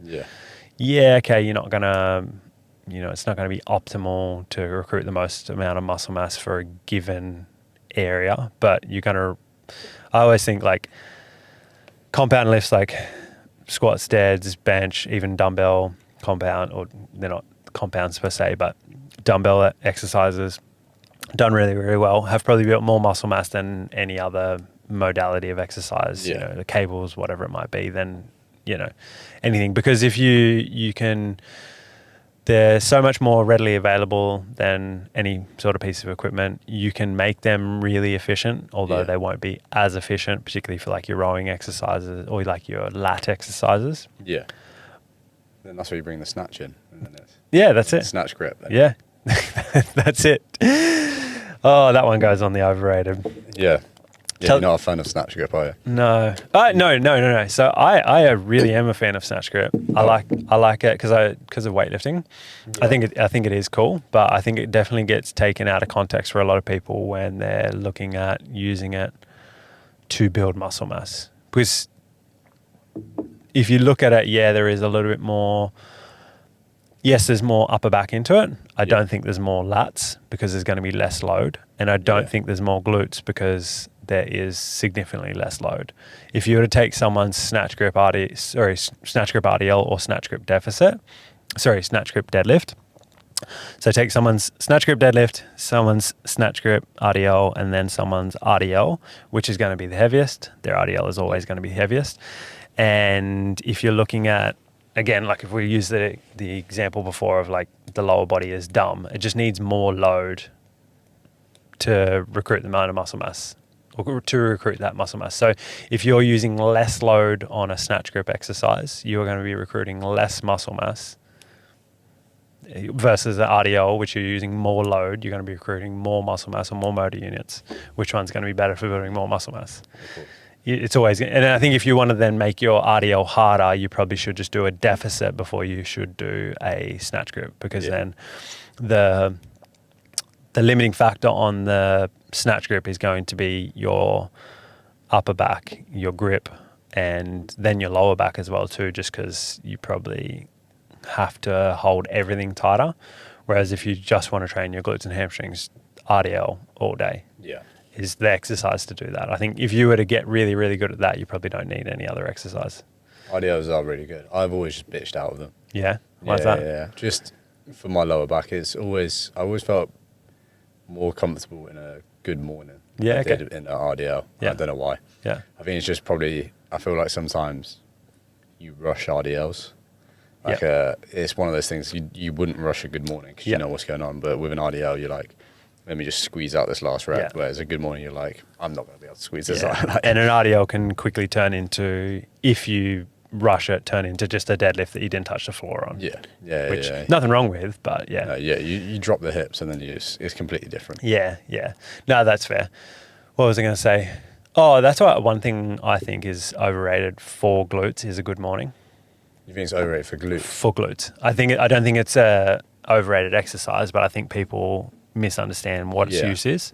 Because it's a back exercise, Yeah, 100%. Like there's glutes and hamstrings in it.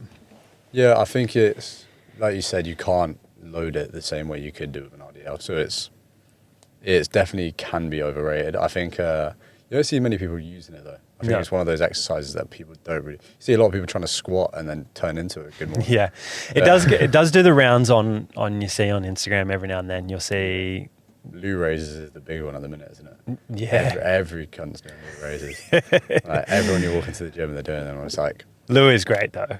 Oh yeah, it's amazing. But literally everyone is doing it. But you're not going to look like Lou if you do Lou raises. Not a chance. Nah. Lou Xiaojun, what a guy. Have you seen him doing his lat pull downs? A bit like the explosive ones. The behind the neck ones? That ones and the just normal, but well, they're not normal. The form's completely out the window. Yeah. But it's just working on just like explosiveness. Yeah, just pulling and weight. I think people are unknowingly doing the same thing, like trying to get the hypertrophy effect of it, whereas he's just ripping it as quick as he can. Yeah, and he's on lots of gear. Oh yeah. They don't say it, but yeah. It's is it Icarus? Is that the documentary on all the steads? Yeah, there's definitely got to be one of about the Chinese weightlifting. It'd be ridiculous. It'd be ridiculous. But I think back to the good morning does the rounds every now and then. You'll see some influencer will, female influencer will add it in for their glute exercises. It's like the load's too far away from your hips. Yeah. Your lumbar is going to be the limiting factor, which I think it's excellent for that. Yeah. Like it's nearly as good as it gets for training your lower back. Bar a deadlift, because again, then if you look at, or an RDL, because then if you look at the potential for load is so much greater on a deadlift or a RDL.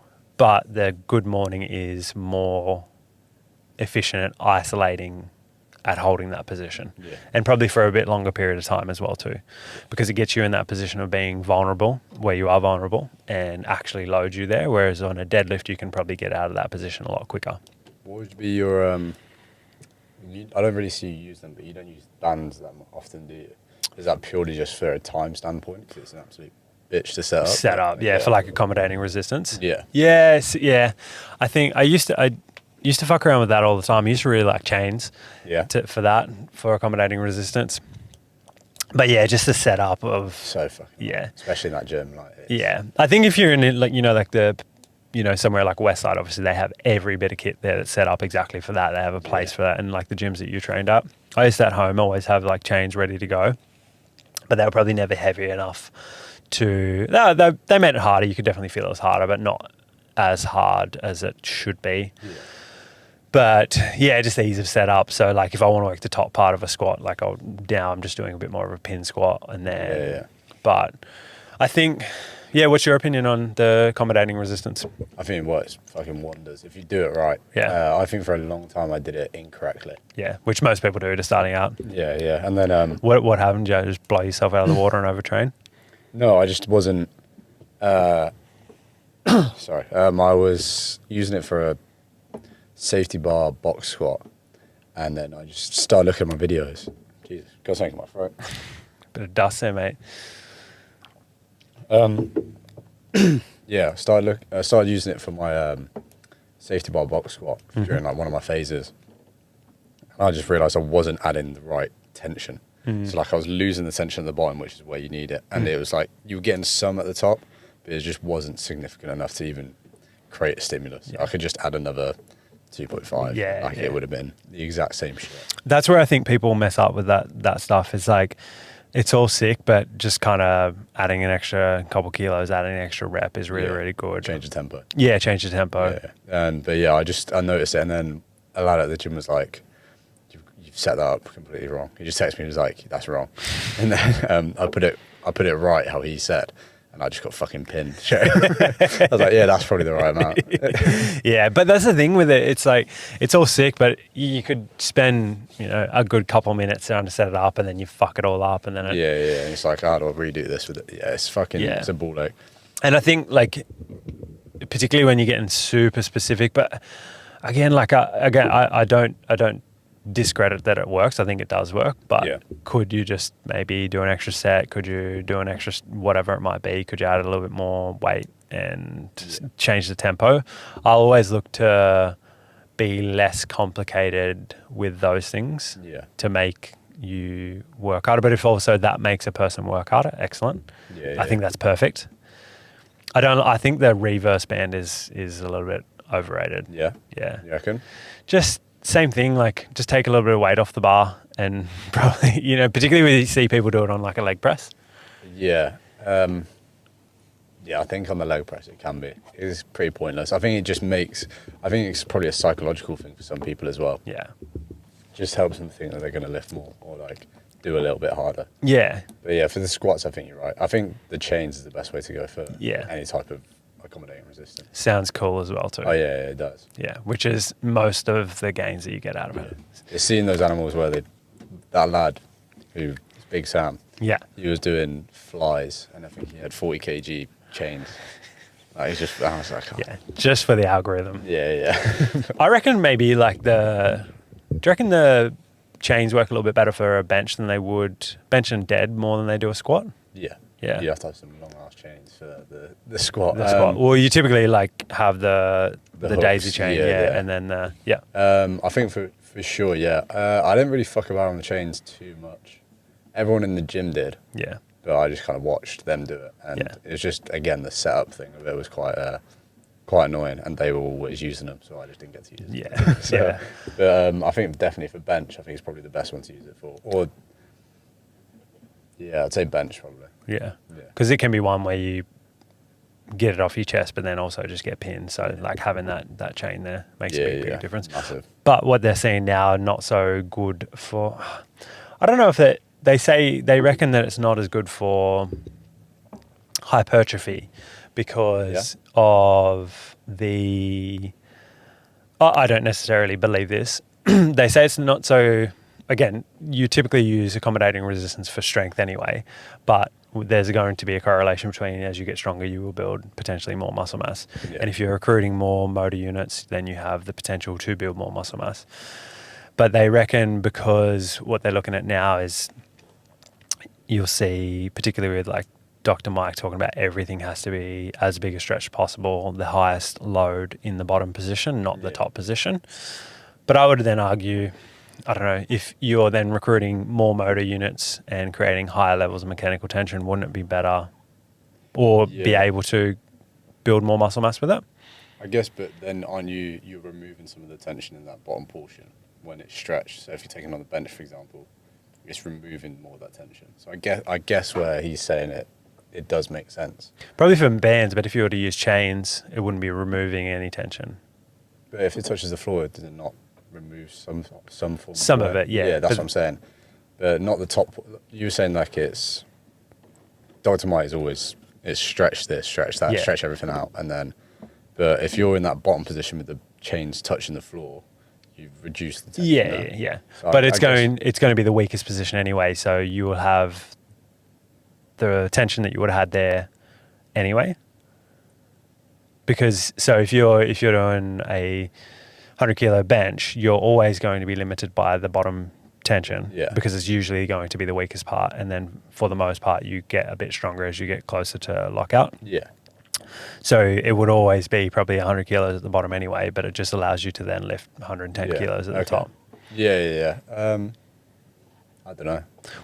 Depends what Dr. Mike says. Yeah. It's possible. Do you follow Paul Carter? No. He's not so much on the stretch mediated hypertrophy train because I think that can be a little bit overrated as well too. Yeah, I think some of it. There's some English guy I see who just fucking bleeds it dry. Stretch everything. I think like you said, the motor unit recruitment's a massive factor which isn't talked about as much because it's more related to strength than it is the hypertrophy side of it. Well, that's what Chris Beardsley talks about. Yeah. So he talks about they say mechanical tension is the main driver for hypertrophy, and so he says mechanical tension, higher levels of mechanical tension and slower velocities is what builds muscle mass. So whether you are doing high reps, you're just spending a longer time to get to the higher levels of mechanical tension. Say if you're doing 15 to get to the effective reps. Yeah. So if you did 15 and you got 5 effective reps, you could have done 10 and also got 5 effective reps just with a heavier load in a shorter period of time, and that's what they go off. Yeah.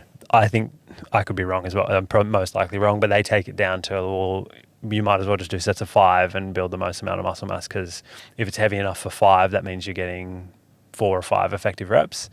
But I think that could be taken out of context a little bit as well too. Yeah, we were looking at that in, I remember doing a module on that in uni, and we're looking at the debate between reps in reserve and like to train until failure and stuff like that. One thing I think hasn't really been looked at, from what I've seen hasn't been looked at, is we know about seconds in the eccentric portion, and there's kind of like this, you need to be doing between 3 to 6 or 3 to 7 seconds to create enough tension. They say, I feel like it's just been thrown out by the wayside, where the concentric portion is like, maybe you can load that in a specific way, because we see it creates less, but it doesn't mean it doesn't create any.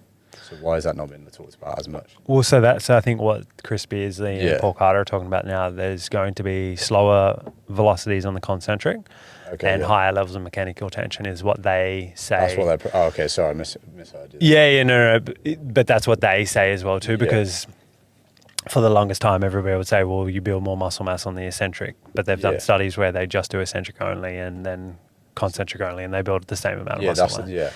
So that's the thing that I kept on finding was there's no actual like threshold which has been identified for both. No. And it's like until you find that threshold, every study either goes, we're going to do it for 3 seconds, we're going to do it for 4 seconds, but then they never actually identify this is the maximum amount of time that you have under a load during the eccentric, or the maximum time that you should have under the concentric, which I think would be a good idea to like be a study to run to see how that actually affects it. Yeah, the only thing that I would think of with are you talking about slowing down the concentric phase? Yeah. I think that because they say, I read something a while back that if you are consciously slowing down the concentric phase, then you would be recruiting lower threshold motor units, because then you would be lifting less weight as well too. And so there's inevitably going to be a slowdown in the concentric as fatigue rises, then mechanical tension will rise, and then you'll get a slowdown in the concentric lift. So you don't need to consciously slow that down, because that will already happen.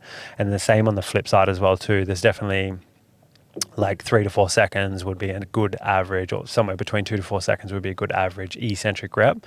But the further you go out from like 4, 5, 6, 7, you're going to then be having to limit the load on the concentric portion as well. Yeah. So therefore you would be recruiting lower threshold motor units, which have less potential for hypertrophy. Yeah, I get what you mean by that, but then it's like there's people that defy that by just lifting the lowest amount of weights for the longest time possible, which is like the Jay Cutler side of it. I don't know if you heard of dog crap training. Yeah.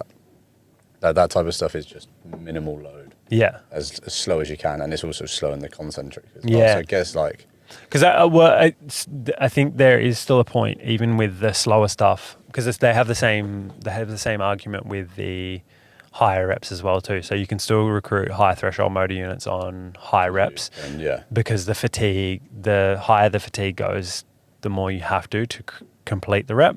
But then also the fatigue can create a harder environment for those fibers to contract as well too. Because then you'll see that's where you build the same amount of muscle mass from 5 reps up to 30 or 50 or whatever it is. I don't necessarily believe that you do.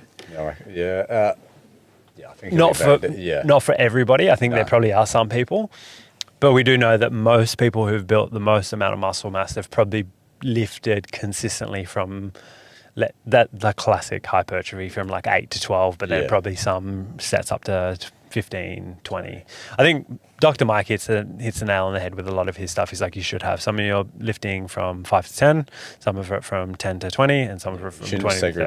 It should be like all of it incorporated. Yeah. I just think that what they look at now, where I listened to Chris Beardsley talk about it, he was saying that they lead more towards the effective reps, that if you, whether you get, like the last 5 reps of a set is the thing that is more effective than the first 5 reps or whatever that might be. Yeah. It's just that how you get to that point, and the more reps you do, the more fatigue you create. The more fatigue you create, the harder it is to recover. The harder it is to recover, the less you can build muscle mass. Yeah. Have you heard of this? It's slightly off topic, but it's still related to sport. Have you heard of parabolic periodization? Maybe. It's something that I came across the other week, and they actually talk about it's more related to sport-specific demand than hypertrophy. But he basically talks about the difference. He looks at athletes' muscle fiber type before he prescribes any type of conditioning work or hypertrophy work. And I wonder how much of it could be translated into like clients just figuring out what type of muscle fiber they are. If they're like if you go for rugby players or anyone that has some form of sprint endurance, how that's going to affect them in a hypertrophy standpoint when you train them. Yeah. So you're talking about, this person would benefit from having the slower controlled reps, whereas this person, if you do 5x5 and it's almost as much as they can lift, they're going to see more growth. I think that's a novel way of looking at it for people with hypertrophy demand as well. Yeah, I absolutely agree. I think you can see it in sport. You'll see people gravitate to a given sport because they probably have more of a certain fiber type than someone else. Yeah. So we had a client who he runs ultras. Okay, yeah. It'd be fair to say, and he enjoys it, it'd be fair to say that he is more slow twitch than a weightlifter because he runs ultra marathons. Yeah. And then he's doing strength training at the moment, but then he'll just pull out a stupid amount of reps at a stupid weight because he has more slower twitch fibers that are stronger now than they've ever been. He still has fast twitch fibers, he still has intermediate fibers, but I think he just condition himself to use those. Yeah. You got to go? No. And I definitely think that's a thing because someone will gravitate to a given sport or endeavor more times than not the thing that they're good at, because if they're good at it, they'll enjoy it. And the reason why they're probably good at it is because I think more times than not the fiber type. So you'll see people. Then you have people on the flip side who are like, I suck at this. I'm going to go at that because I suck at it, and I will just persist and get better at it. But I think that's why you'll see people gravitate towards running, or you'll see people gravitate towards sprinting, or you'll see people gravitate towards, weightlifting. Like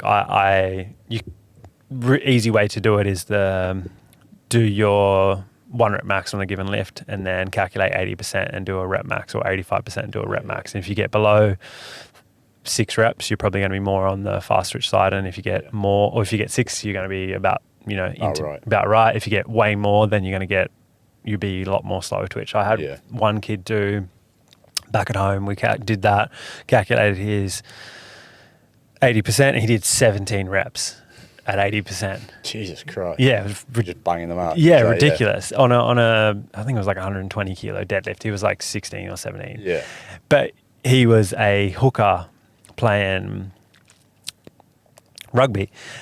Sorry, actually, he started in as a 7, and it would just run all day, tackle all day, run the ball all day. Dog. Decently strong, but just gas tank. Yeah. And then we tested it, and we're like, oh, that makes sense. But then you have someone else. I had someone else that they get like 3 reps. Okay, well, they're probably going to grow on average on a lower rep count, and they're probably going to enjoy training more in the lower reps. So still do in that endurance aspect, they're going to be fried. They hate it, and they're not going to do it. I'm definitely like that. I do better on an average lower rep, but I still do some higher rep stuff. But I think I'm probably around the same, to be fair. Typically, people who gravitate towards something like powerlifting, you probably enjoy reps 8 and below a lot more than you do 8 and above. 100%. Yeah. But then I feel it's weird because I also like the the endurance side of like the running and everything as well. I just think anytime it's like a bench press or a squat or anything, you try and get me to do it. You've got me on 8 reps in the minute, fucking all that stuff, and I hate it. Yeah, and that's the thing. Like I don't, because it's not necessarily, that's not a work ethic thing or not a laziness thing. Yeah. But you will feel significantly better when you get to 5s and 3s. Yeah. Than you do when you got 8 to 10 or 10 to 15 or 20 or whatever it might be. But because it wouldn't be a laziness thing because you're doing high rocks, you like running, whatever it might be. Yeah. But that's probably more because you like the hard work I like aspect. just fucking hating myself. Yeah. And so I think there's definitely a thing with it because you'll see clients that just a jump is a way you can test it as well too. You get someone to do a jump, you can tell if someone's fast twitch or not. Yeah, 100%. If you they get people that get this far off. Barely off the floor. Other people just like snap and you're like, Yeah. oh, well, okay, if you can produce a lot of force in a short period of time, let's get you to do lower reps, you'll probably have a better time. Like I have a client who he got up to like 100 and he did 177 for a double on deads at 72 kilos or something like that. Like that's decent and just horrible endurance. Terrible. Yeah. But you see him jump and he like, you would look at him and you're like, okay, well, you're probably not the most fit, but then he jumps and you're like, oh shit, you've got a lot of power there. Yeah. And we got him fitter along the time, but anytime I get him to do like 12 to 15 reps, if he's coming back off a layoff, he doesn't need to be lifting heavy. Like I look at his weights, I'm like, what are you doing, man? It's so light. Yeah. And then as soon as you jump to 6 to 8, it's just like bang, straight up. Because I think there is definitely a difference between it. You can see, I don't know, what do you think about it? I think I literally agree with you wholeheartedly with that type of stuff. I think it's very person dependent. And then if you look at their sporting background, it usually has a correlation with it. Yeah. Massive correlation with it. That's kind of leads on to one thing we're talking about with the which athletes do you think, which sport do you think is the most athletic? Most athletic. What you said before, you think rugby? Yeah, I'd probably say rugby. Rugby. And again, I think you're hooked on the strength side of it. Yeah. I think you're thinking from a brute strength side. No, yeah. It's a hard one. Something maybe like, I think, I guess because I like the strength element of something, maybe more something like MMA. Yeah. I never even fucking thought about MMA. My choice sounds quite rogue, it's basketball. Yeah, okay. Yeah. Because I fully think if you look at the demand on their body for like the jumping demand, turning demand, strength, speed, like set off pace is crazy. And then if you also look at how many of them play other sports. Yeah. So like all load of them do golf, which is such a finite movement. If you got me doing golf, I'd dog shit. But I think they're just, it sounds, I don't know, people find it a bit controversial, but I genuinely think they're going to be more athletic. Yeah, you're right with that because you look at what their sport is, obviously specific for the sport, but the movement capabilities and movement capacity is very, very general. Yeah. In that it crosses, you see, like a lot of high-level college athletes, they'll play basketball, they'll play NFL, and one that misses out on basketball, they can probably just jump in and be like a running back or something. Yeah, 100%. And I think because of the hand-eye coordination, the jumping, there is still a physical element to it. The change of direction, the demand on their bodies is ridiculous. Yeah, they just wouldn't have potentially as. It's a hard one because all sports, there's so many different ways, but they probably don't.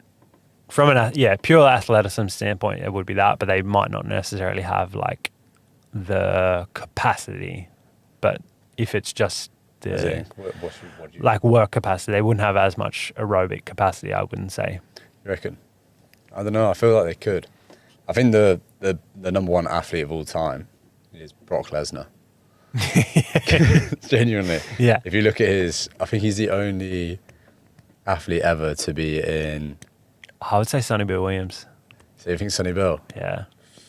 I don't know. I reckon you put him on a basketball court and he'd be decent. Oh yeah, you reckon? Yeah. Right. The only thing that gets me with Brock is he was recruited into the NFL. Yeah. World champion in MMA. Yeah. And was in the WWE as well. Did he compete in wrestling as he would have been a wrestler? I think he was a wrestler when he was younger as well. But he's the only one that's ever in all 3 of those video games as well. That's quite fucking cool. That's pretty cool. Sonny Bill is an animal, don't get me wrong, he's a fucking beast, but I feel like if you put him and Brock in a room, I think Brock's coming out. I reckon. Yeah. I even think if you put him in a run straight challenge, I think Brock's standing there. Sonnyville in his heyday, mate. I don't know, but Brock is a fucking. You see, he's juiced to the gills. And Yeah, but Sonny Williams in his heyday as I think he was a centre in the for NFL as well, so he's used to big guys running at him as well. Yeah. And fucking like he's been taking some heavy hits Yeah. in the WWE and Yeah, MMA as well. Yeah. So like, he went up against what Demetrius? Is it not Demetrius Johnson? He would eat Demetrius Johnson for dinner. Fuck, who did he? I can't remember who he had a fight against, but in the UFC he was just an animal. He wasn't didn't have the best gas tank on him, but he was an animal nonetheless. Yeah, that's fair. So I think basketball is the most athletic, and he's the most athletic. Yeah, no, you're right. MMA would be up there with athleticism. I think wrestling for sure. Yeah. I think with the hand-eye coordination would be a big one with the basketball. Yeah. And you look at because there's a thing with junior athletes and specializing too early and then limiting their potential for athletic abilities.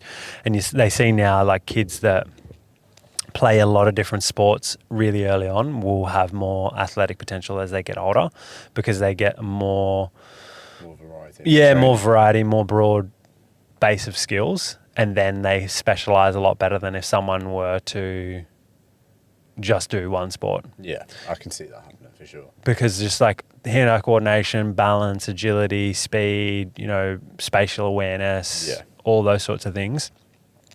One thing was with because there's like developmental years as kids that if they don't learn something at a certain stage, they're going to be shit at, or they'll have significantly delayed development in it. Yeah. Balance is a really, really massive one. If you see kids that swim as like high level swimming, which is athletic to a certain extent, but didn't do much other than that is ground based and there's a need for balance, horrible balance for the rest of their life. Oh, really? Yeah, it's terrible. Yeah, because they never need to have balance for their athletic. You're buoyant, so it's not having to worry about the balance of it. Yeah, because it kind of works in your favour anyway. Yeah, but you watch people that like you play rugby, you play football, you soccer for the correct name. Yeah, I reckon you probably see that with females as well. Yeah, because they play netball. Yeah, and they don't jump. Yeah, I've always had female clients who are horrible at jumping. Yeah, played netball. Yeah. Because it's just there's no movement off the ground. Like you're not like you on your tiptoes doing this. Yeah. Bit rude, but that's not really. But then from like sometimes they have completely a little bit sidetracked. One of my favourite sports at school was netball, and we. Well, you used to play. Yeah, for like school sport, like on like a Wednesday afternoon, and basically all the goal shooter. No, it was more like wing attack or centre, but basically my rugby league team would choose that sport. Right. And it would be boys versus girls. Nice. Did you win? Yeah, every time. It was quite funny because there was a lot of girls that played like high level netball and then the boys would win. There's a whole debate over like, is there a sport which women are better than men at in general? And I think I can't think of one. And I think that might just be like a male standpoint. But the thing that happens in England a lot, you get this circulation of this news article about the Australian international women's football team when they played 15-year-olds and they lost like 7-1. And that comes up in the UK like every few years. So football's out the window for one. Yeah. I don't know what that would be, whether it's a level playing field. We're going to probably end it here. End it here. I don't think I think there is very different physiological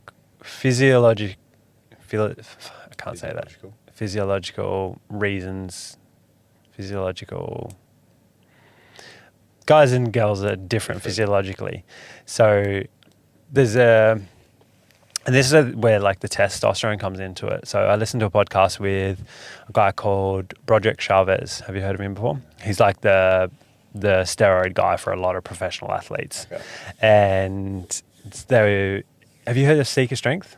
We're talking about them. Yes. It was with them, and they asked him, what does testosterone actually do? Is there any like competitive advantage from testosterone outside of just more muscle mass and strength?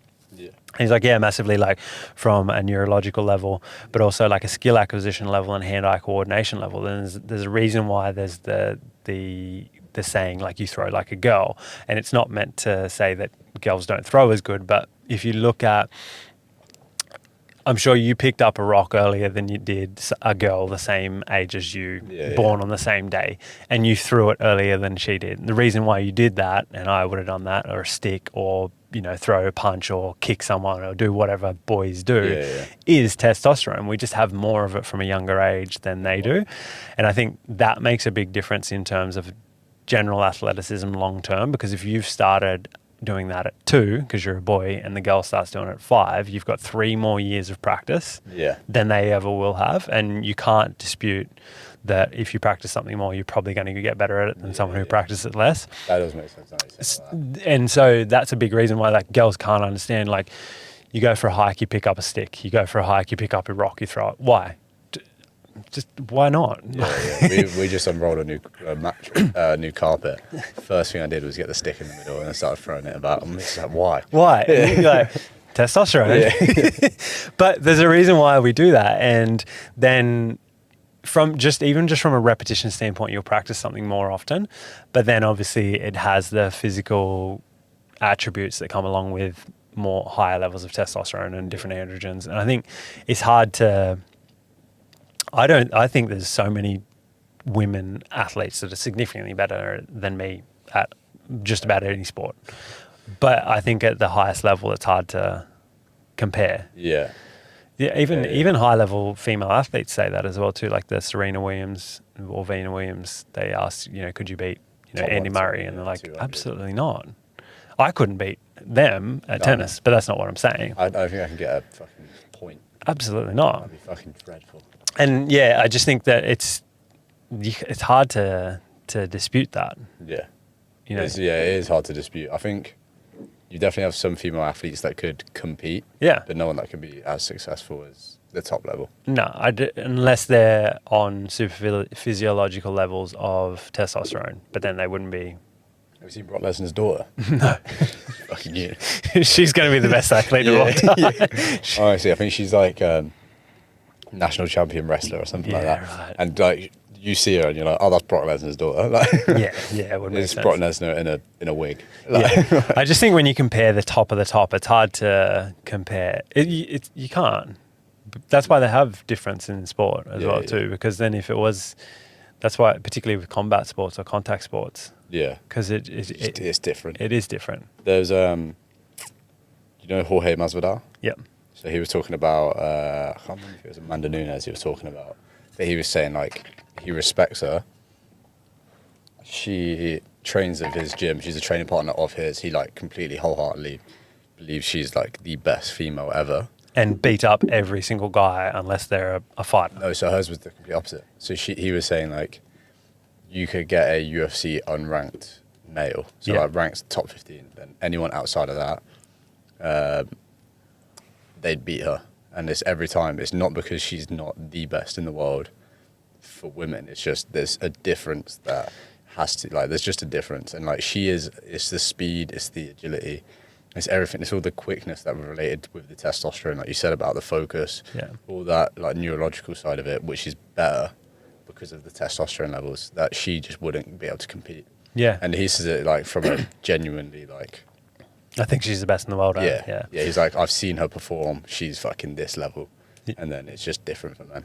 I think it's the evolution thing. Yeah, it's males have evolved differently to females and had different roles. Yeah.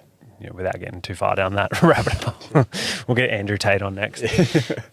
But that's the thing. Yeah, it's like the guys have evolved to hunt and fight, and it's inherent. Yeah. It's just that's what happens. Yeah.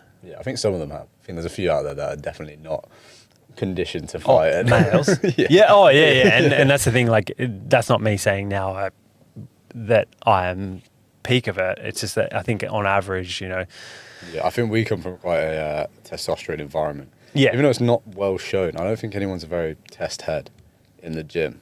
No. Like, I think everyone's quite level-headed for the most part. But, yeah, I think we always see the best, because it's what's in our news feed, it's what's in our social media. So for us, we always compare it to the best of the best. Yeah. And it's actually like, if you looked at some base level males, it's completely different. Yeah. So you should all hire a coach and come get jacked. And SMH coaching and USC. That's it. Yeah, That's why you need strong grip, like we were talking about last week. Yeah. That's my bitch grip. But that's one that's underrated. I think everybody should train that grip 100%. That's definitely an underrated one for sure. Yeah. I want to have forearms bigger than my calves. I need Brian Shaw arms. That's my name. Brian Shaw. I might have to run though, because I've got a client in 5 minutes. Yeah, you do have to run. Well, that was good, mate. Well, cheers for having me. Pleasure, as always. We definitely got some conspiracy theories in there. And, we'll get some more in next time. Absolutely, and some controversial opinions. Yeah. Number 20. I think I'm not definitely.